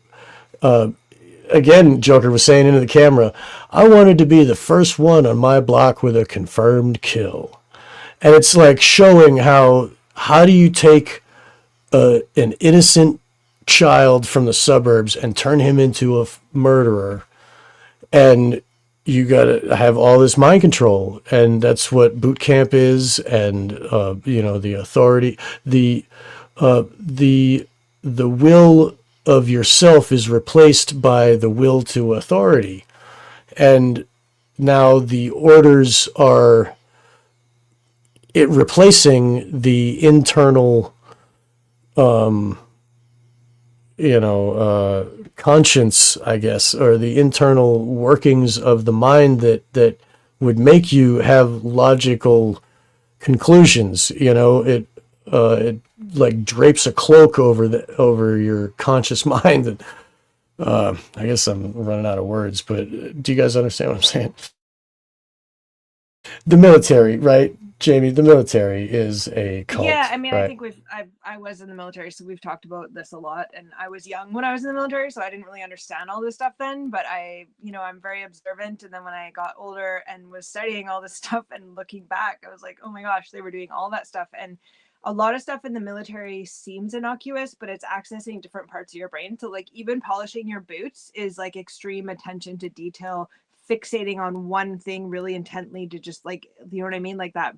It's like little things like that. You think, oh, they just do it because they've always done it. There's no real purpose to it, right? But there's actually all based on the psychology. And like, I mean, we could just go down the list, like isolation, changing your normal routines, like the group bonding, the trauma bonding, the social role modeling, the drill sergeants, your identity, the camaraderie, like, it's like on the military base too. One thing I always remembered from being in the military is that if you tried to do drill by thinking, you would trip. And so I remember learning how to do drill. The only way, and for people who don't know what drill is, it's when you're on the parade square and somebody's yelling orders at you, like left, right, turn, and all these commands. And when you're young and you don't want to screw up and you're trying really hard, you'll actually screw it up. But when you actually just turn your mind off and just listen to the drill sergeant sound you'll actually just start turning left and right like a puppet. And if you think about it, you'll actually mess it up. As soon as you go over to your left brain, you have to turn your brain off to be a good order follower. And that's why in the military they'll give you orders for like tiny little things, because the answer to everything is yes sir. And again, it's that little slippery slope, right? So it's like yes sir to little thing, and then in the end it's yes sir to go kill somebody, even if it's somebody you might not be, should maybe be killing, like a child or a civilian. You know what I mean? Like you see how, what was that? There was one story where this guy got out of the military. I think it was on a Dr. Phil show. They were interviewing him, and his military platoon leader, when they got out, he convinced them all to go rob banks together. And, but because he was their drill sergeant and had such total control over them as a platoon, that like, it kind of went to a legal case where they were saying, like, you know, did these people actually have the ability to say no to this person, because like it was such a group of people that had done it, and they kept saying, well, like, he convinced us that it was like an order, and he was our sergeant, and then, you know, it was kind of interesting to see like people carrying that out of the institution even. That's perfectly encapsulates it. I was trying to say that thank you. So, Hans, your camera. Okay, there you go. Yeah. So, I mean, the best armies, I mean, of course, you're going to have some autonomy, right? So the more you create the robot slaves, you're going to also lose the efficiency of the organization. But, you know, we have to see again the psychological topology, physical space and psychic and psychological space. This was, and it's all mathematics. It's all based on vector fields, flows. You can do calculations, you can look at dynamics, and you're encountering. So I say astral or whatever, but so these are influences, right? They help create and shape the psychic space. And so the cult essentially, it's like the John Lennon said, your inside is out and your outside is in, right? So it's that full flipping. But I think, you know, again, the success of this endeavor of research for all these decades is we're looking at it, right? Until it breaks down, but we're looking at it. I mean, COVID is the ultimate example of this. This is, and it's using also this astral, maybe, well, just okay, non-physical, not necessarily kinetic, but with some psychic impact layer. You could call it also connected with the collective unconscious.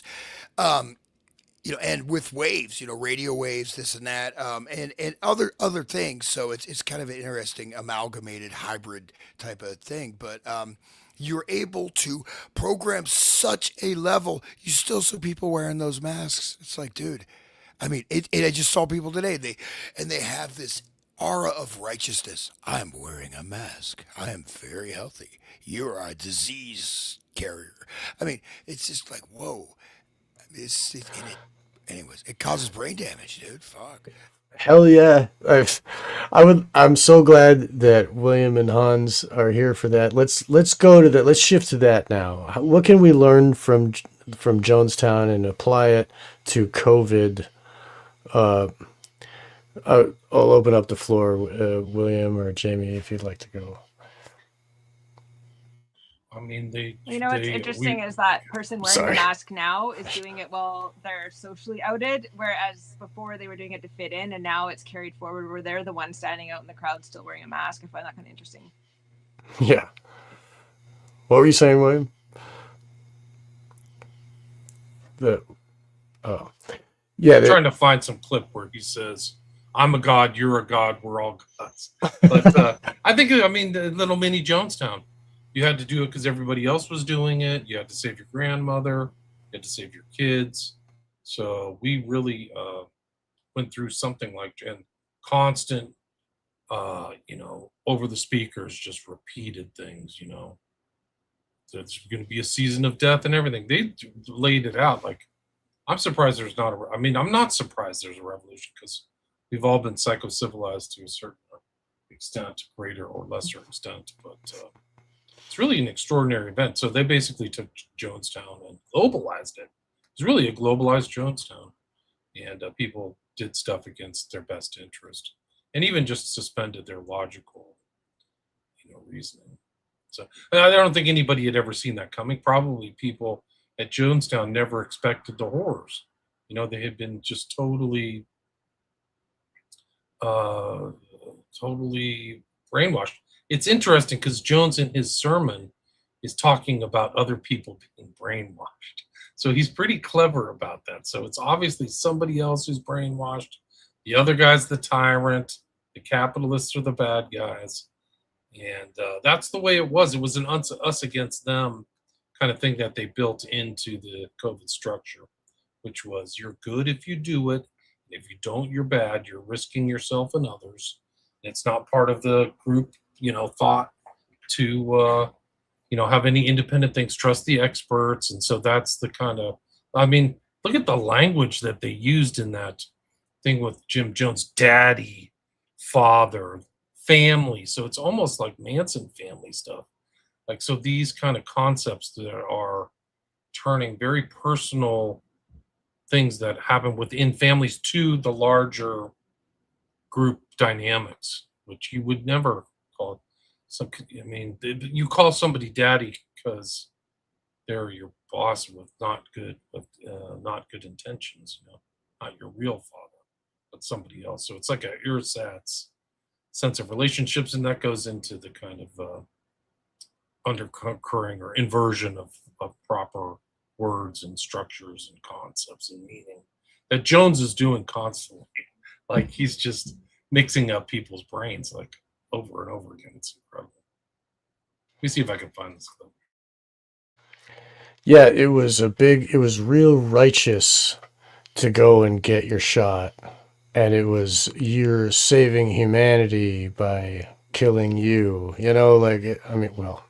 Or depending on what shot you got, you either died or you got turbo cancer or all the, that too was an experiment. I think, William, it was your thought that the batches were on purpose and they were tracking the batches to see what, you know what I mean? They would have experimenting on all the different things they could shoot into people and seeing the levels of, but in any case, it was righteous for us to go and,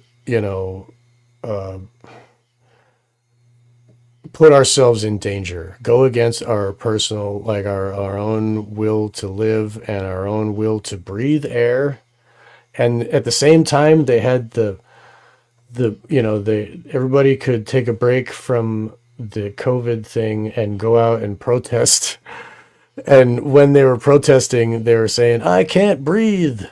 I can't." And it's like they're wearing masks. It's like, it's next level. But so, our own biology wants us to breathe, but we're going against that.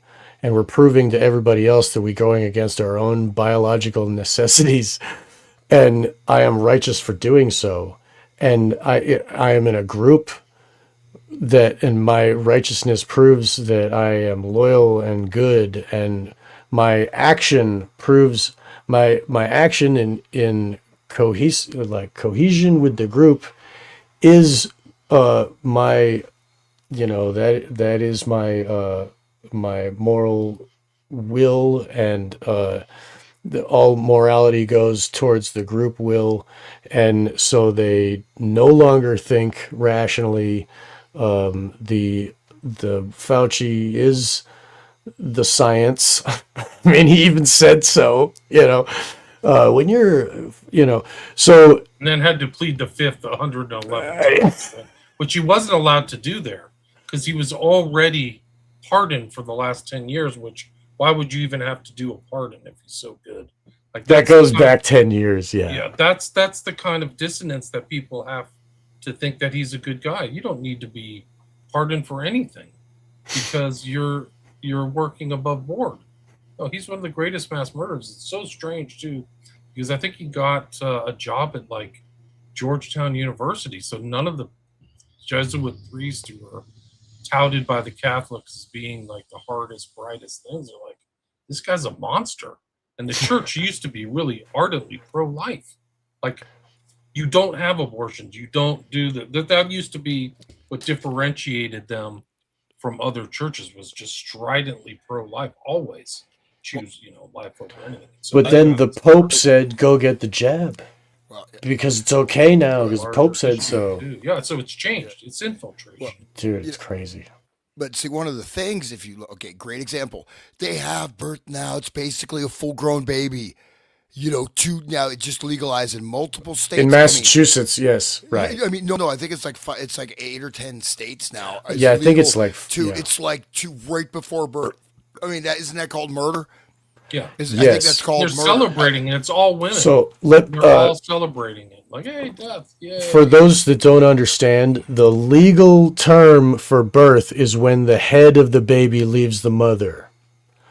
So they manipulate the baby to come out backwards, feet first. They get the baby's entire body out, but they leave the head inside. And then they use scissors to stab the back of the head, and they swirl the scissors around to destroy the brains and kill the baby. and then they could pop it out dead, and all good. That's what they just legalized in Massachusetts. And Hillary Clinton is big on that. Oh yeah, they get a check, right? And all the parts that came out whole, they can sell all that. In the old days, they had to go in with tweezers and try to pull off an arm, and I'm going to sell a lung of this baby. You know, there were audio clips of people that were sitting down with working out how much for hearts and how much for the people that worked at Planned Parenthood were selling the parts. So think of how much money they could get from a whole baby that came out intact, fully good, all the stem cells and blood or whatever they get from it. You know what I'm saying? So anyway, that is what is legal now. And Hans, you're right. And I just want to bring that up and say how they do it so people know. All right, here he is. This is Jim Jones. This is not scripture, guys. I'm fairly familiar with scripture. He's just making this up out of whole cloth.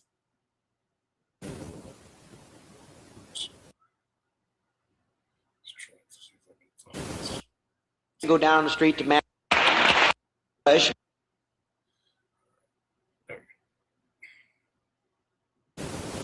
All those things. Cord blood, stem cells.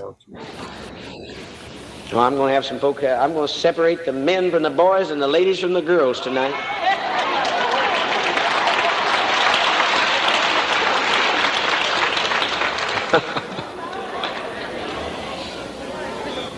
Don't you compare me to no unknown God. Now look at my house. My house isn't what I want it to be, but when I get through with my house, at least let's look at my house tonight. Nobody hungry in my house.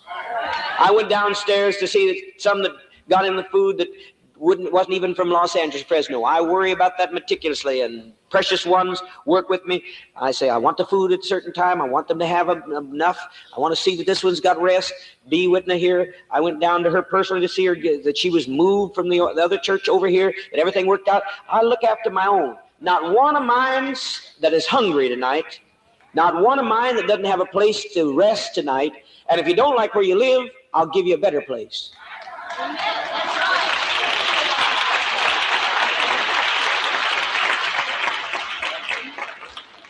So I'll tell you, I'll give you a better place. I will look after my own. You say, what are you trying to do? I'm trying to narrow down so I figure out who my own are. Because when I get through, some of you folk are never going to come back and see me again. I won't have to worry about you. Because if you can't take the truth, you're not worth much anyhow, you see. The truth sets you free. That's all Jesus came to earth to say. He said, you don't know the truth, and the truth will set you free.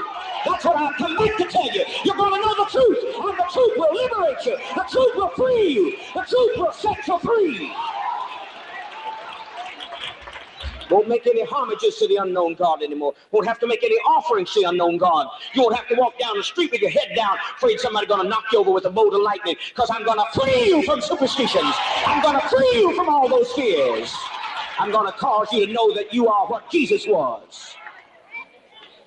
He said, what good work do you stone me? Jesus said, we don't stone you because of good works, Jesus. It's because you being a man make yourself God. All right, here we go. This is where I wanted to start it. So. He said, well, isn't it written to those whom the word of God came? Scripture can't be broken. He said, it's written that ye are gods. He said, I'm just doing what you have had written. It's in the book. Don't look at me funny. Jesus said that every human being was a god. I'll give you the verse in Scripture if you want me to give you the verse in Scripture. I can give you the verse in Scripture to the lie. Yeah, I'll take it because you can't find it. That you are God. I'm a God and you're a God. And I'm a God and I'm going to stay a God until you recognize that you're God. And when you recognize you're God, I shall go back into principle and will not appear as a personality. But until I see all of you knowing who you are, I'm going to be very much what I am. God, Almighty God. There it is. I'm going to be very much what I am. God, Almighty God. Literally says that. Sacrifice your children to me. Sacrifice your children. He throws in like this Hindu thing in the middle of it. Yeah, you know, principle. you're all gods. You are gods. Just an aside though, in terms of the study, for the, you could say large scale applied sociology, so to speak. The focal point, Margaret Mead, Bateson were kind of spearhead, as well as Lazarsfeld, many others, of the family structure. creating family structures, types of attachment patterns, and using the family structure and transposing that to the whole society and culture. And once you get inside that structure, this is really important. So they really use the family as a laboratory, but also as a large scale modeling, deployment modeling, right? And so that the Jim Jones thing is his textbook, dad, like right, it's right here we go. So there's different. Margaret Mead has this thing, the lifestyles of the future. There's like, I think it's in the 70s, they got like four, two dudes and three ladies. They're all married. They all have sex together. The kids sleep in the bed. It's like, this is what, these structures. So the family, surrogate family from the cult. And but I mean, COVID is still kind of mesmerizing to me because how is it possible that we can enter into such a space that there is such adherence to doctrines that are on their face completely retarded? I mean, come on. It's just but it's such a powerful identifier.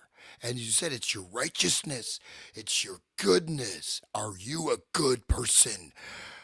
Oh no, you're not. Well, you could be, so that anyways, this is the lack of development because of fragmented family structures. And then you also have agro-populations, male-female relationships. You have a lot of variables to play with that can be tracked pretty well to allow for large scale things like this to work flawlessly. Yeah, and it's the whole world too. It wasn't, and they all rolled it out together. You couldn't escape it. It was all, it was as if Jim Jones's megaphone was on everybody's radio station and you couldn't turn it off. The whole fucking world, man. And you go ahead and sacrifice your kids to the new god, Fauci, or whoever it's going to be next time, after Fauci's gone, right? Yeah, I mean, the Bible says, "Aren't ye your gods?" I think it's in Genesis, and then it's interposed, and Christ says it. Somebody mentioned Psalm 82:6, but it's not saying that they're gods. They're sons of God, but they're not gods in the way that Jim Jones says. Sorry, guys. But that's what the Satanists want to say, Yeah. And so it's like he's kind of covertly saying what he wants to say from his satanic perspective, and draping it in the sheep's clothing of the Christian faith. And he's embodying the inversion, like saying he's God, but then he's doing like what the devil would do, right? I mean, it's the anyway. So yeah, that do you agree with that? He goes on to kind of do a sympathy for the devil thing too, because he says like, the reason Lucifer left is because he was saying hallelujah, hallelujah. And then he came down. It was kind of like an interesting, it was very like the devil's bad type thing that you would hear. Right. He's actually good, guys. Shh, come on in the corner, I'll tell you. What's impressive is how fast he flips these things.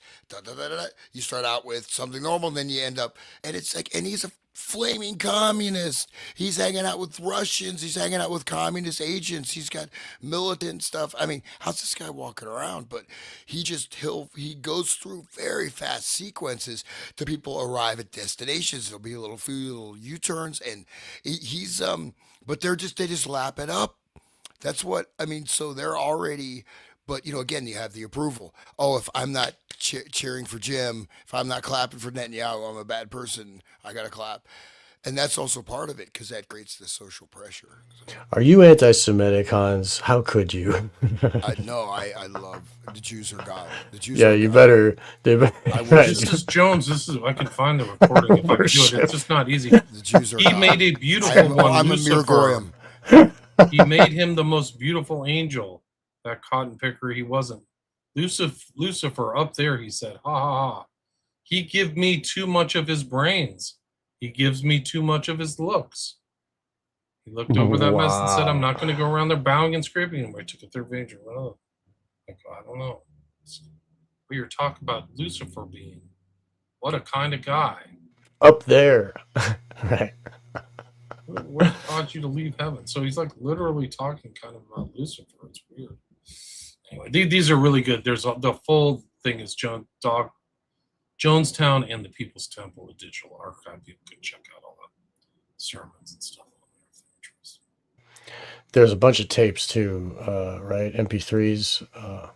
I think that's the website with that. Yeah, there's a lot of information. Yeah. I think I'm wrapped it up unless you guys have something else. We're at the 2-hour mark, 180 live listeners. Thanks everybody for listening and the comments. Yeah, thank you everybody. Jamie, you've done lots of podcasts with other people, but you don't have your own. That might change soon, hopefully. But tell us where people can find you. Should they just Google your name, Jamie J, spelled Jaymee Jay? Is that best? Oh, sorry, my mic was off. Yeah, people can just Google me. I don't know. I must have at least 100 podcasts by now, I think, and I'm just on a whole bunch of different people's shows, and I'm a real generalist, so you might find a podcast on all types of different things. I guess ritual abuse is kind of my main thing that I'm trying to be an advocate for, but I do a lot of shows on a lot of different things, like cover crime stories or do psychology, all kinds of stuff. It's so yeah, if anybody wants to Google me, just Google my name and a whole bunch of random stuff will come up. And people can find many of your shows on Wake the Dead. You've been a guest on Wake the Dead multiple times, and your first podcast talking about SRA was on Wake the Dead, and people can find that in the archives.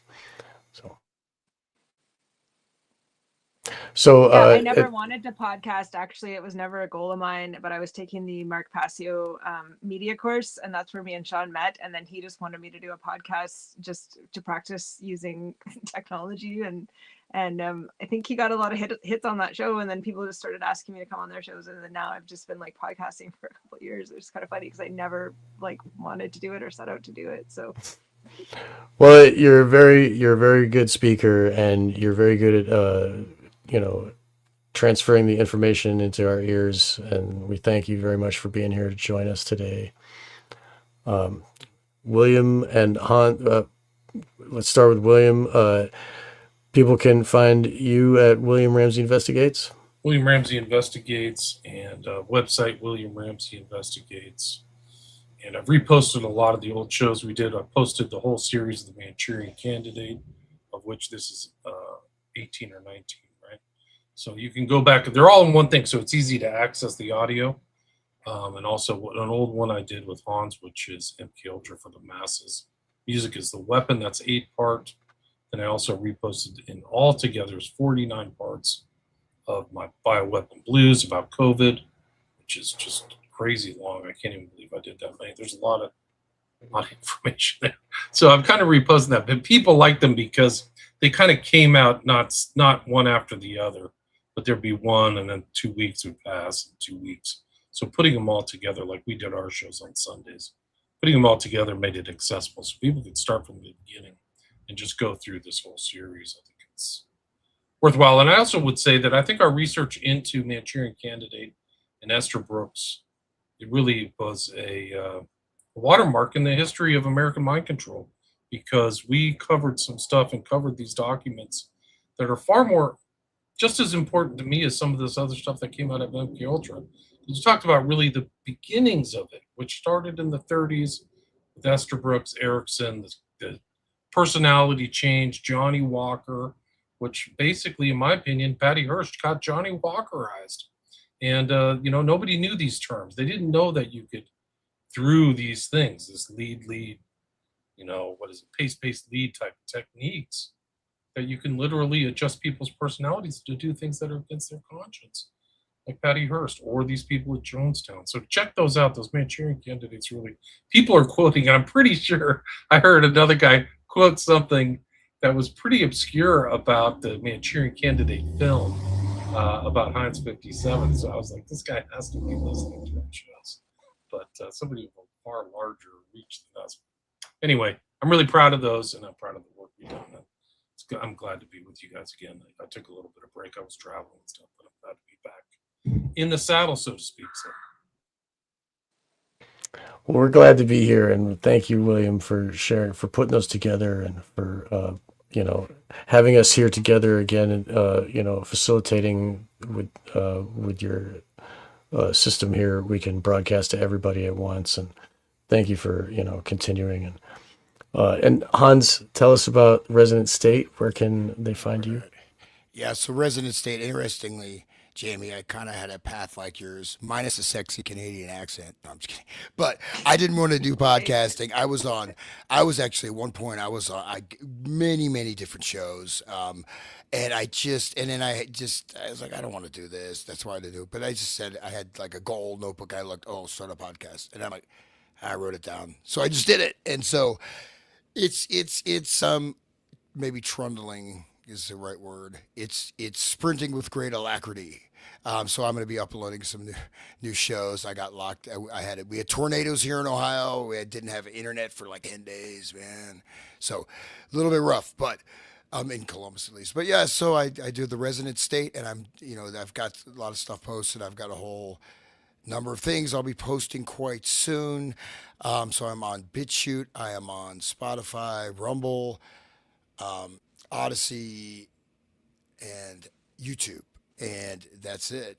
And I do have some music stuff, hansunder.com. Check it out. I'm going to be releasing some music and just trying to like dial life in, man, before we all end up living in a 15-minute city. Yeah, it's not that far off, guys. We got about 3 good months until rumblings of the Civil War start. When I was in the Soviet Union, you see these old statues of like Lenin. They're always like, Lenin or Stalin or whatever. Mostly like Lenin and Marx. I just think we're going to be, the city's going to be Bill Gates, Donald Trump, and Fauci. No. They're going to be like sitting man. walk by this, seriously, it's like the cities are going to be bad. Imagine like leftists with the technate combined. The Cheka people just be like slavering in their graves. Wow, we got information on everybody. This is a prisoner. I got to do something on the prisoner show. I did a lot of flock stuff is crazy. It's not for your safety, guys. Yeah. It's not for your safety. We're not far off. It's bad. So start prepping. Sean, what about you? Why don't you add what you've been up to, where people can find your stuff?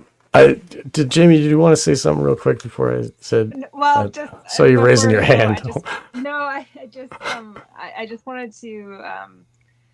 I was just laughing because I just bought a bus to live in because I know stuff's gonna go down. But right. It's that I was just before we left, I just didn't know if that picture had gone up that William had at the beginning, because it just dawned on me now that I can't believe it was all syringes at Jonestown. Like I actually didn't even know that. It's just so weird, like the COVID connection. It just dawned on me now, like, oh my gosh, it actually was needles. It wasn't even the Kool-Aid. I didn't even realize that till that picture. Did you actually put that picture up, William, or was that before? Yeah, could you put it up? Yeah, that was before the recording. Just the thought going out. Sorry, William. Sorry. But yeah, it's the. I'm trying to find it, guys. User error. Sorry. It's the aftermath of. Yeah, look at that.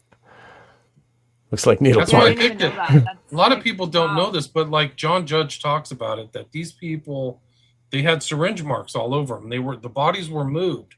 So those original pictures that people saw in all the media in 1978, that's after it. And there were tons of bodies before. And John Judge says there was like 400 that took the drugs, and then like 400 that were shot, or like they chased them down and put them back in there. It was a huge operation.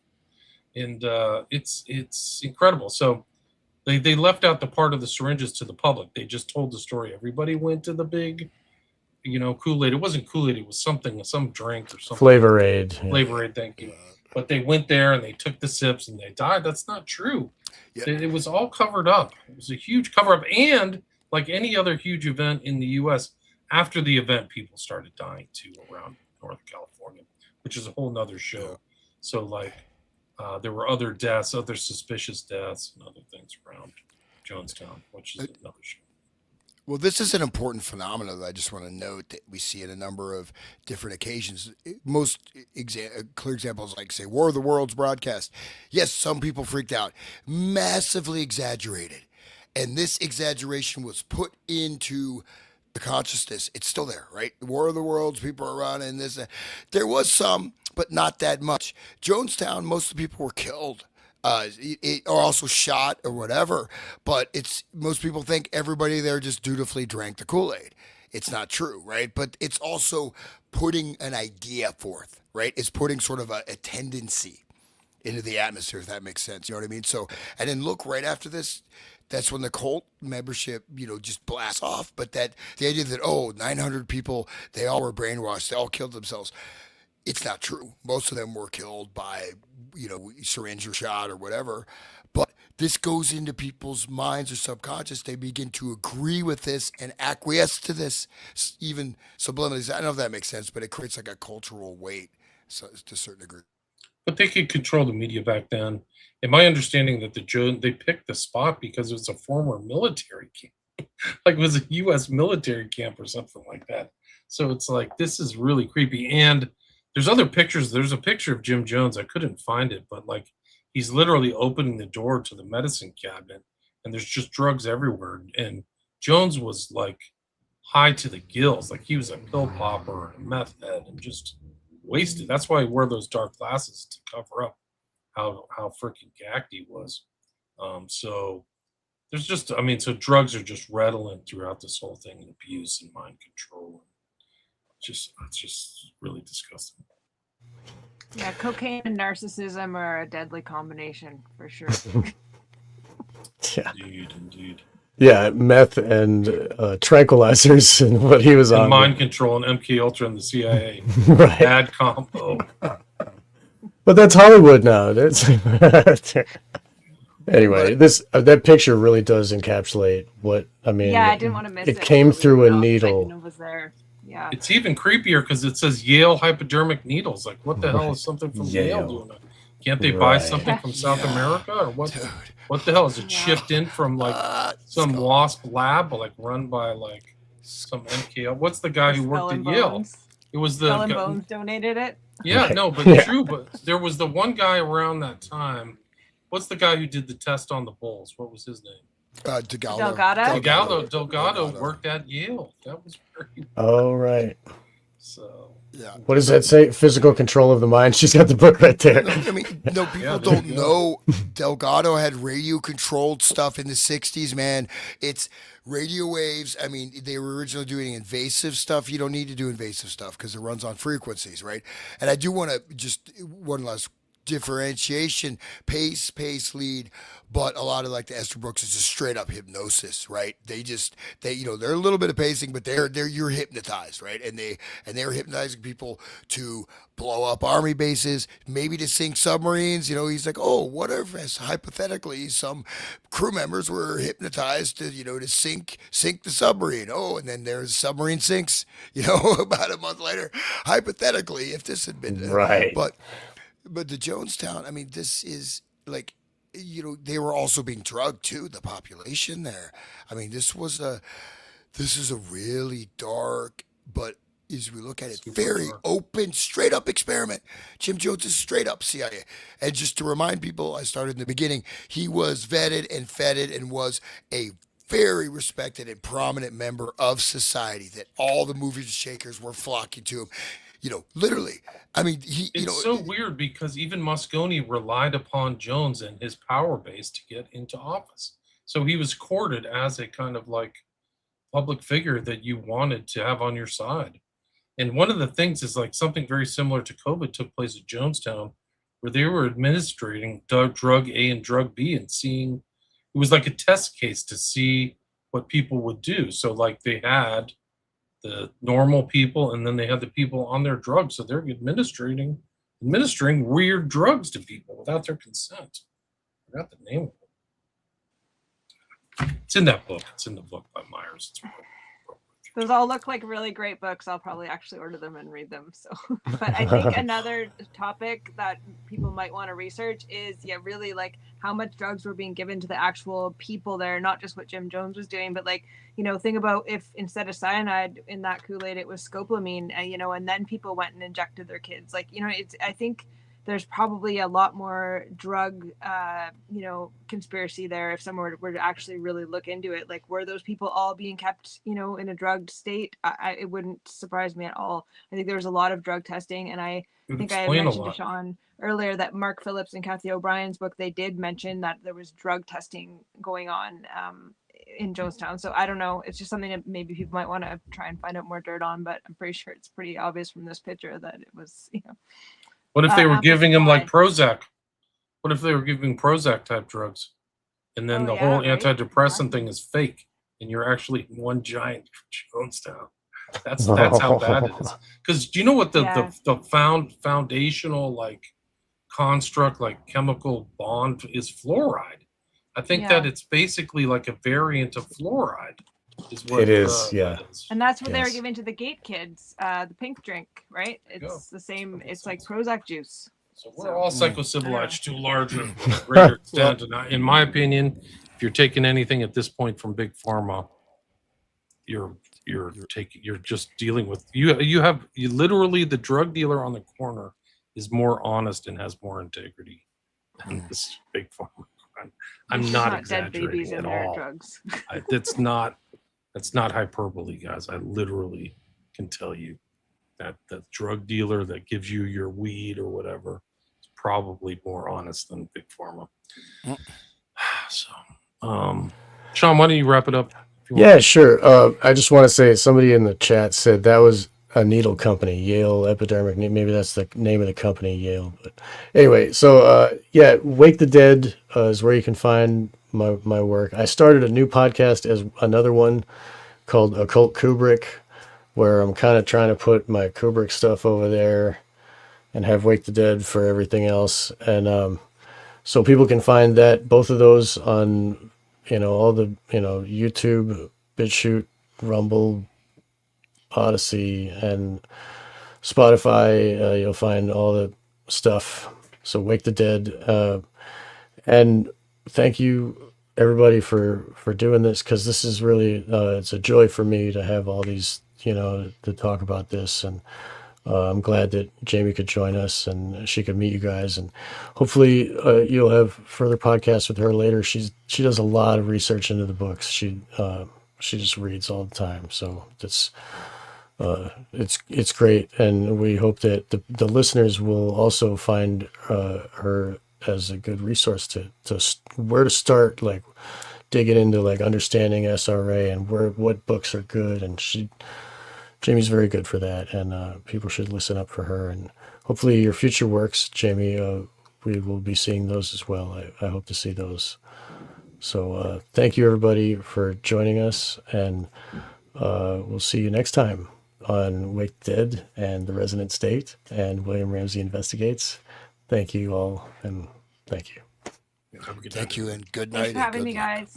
Yeah, nice to meet you. Cheers. Stay there. Great. Stay there.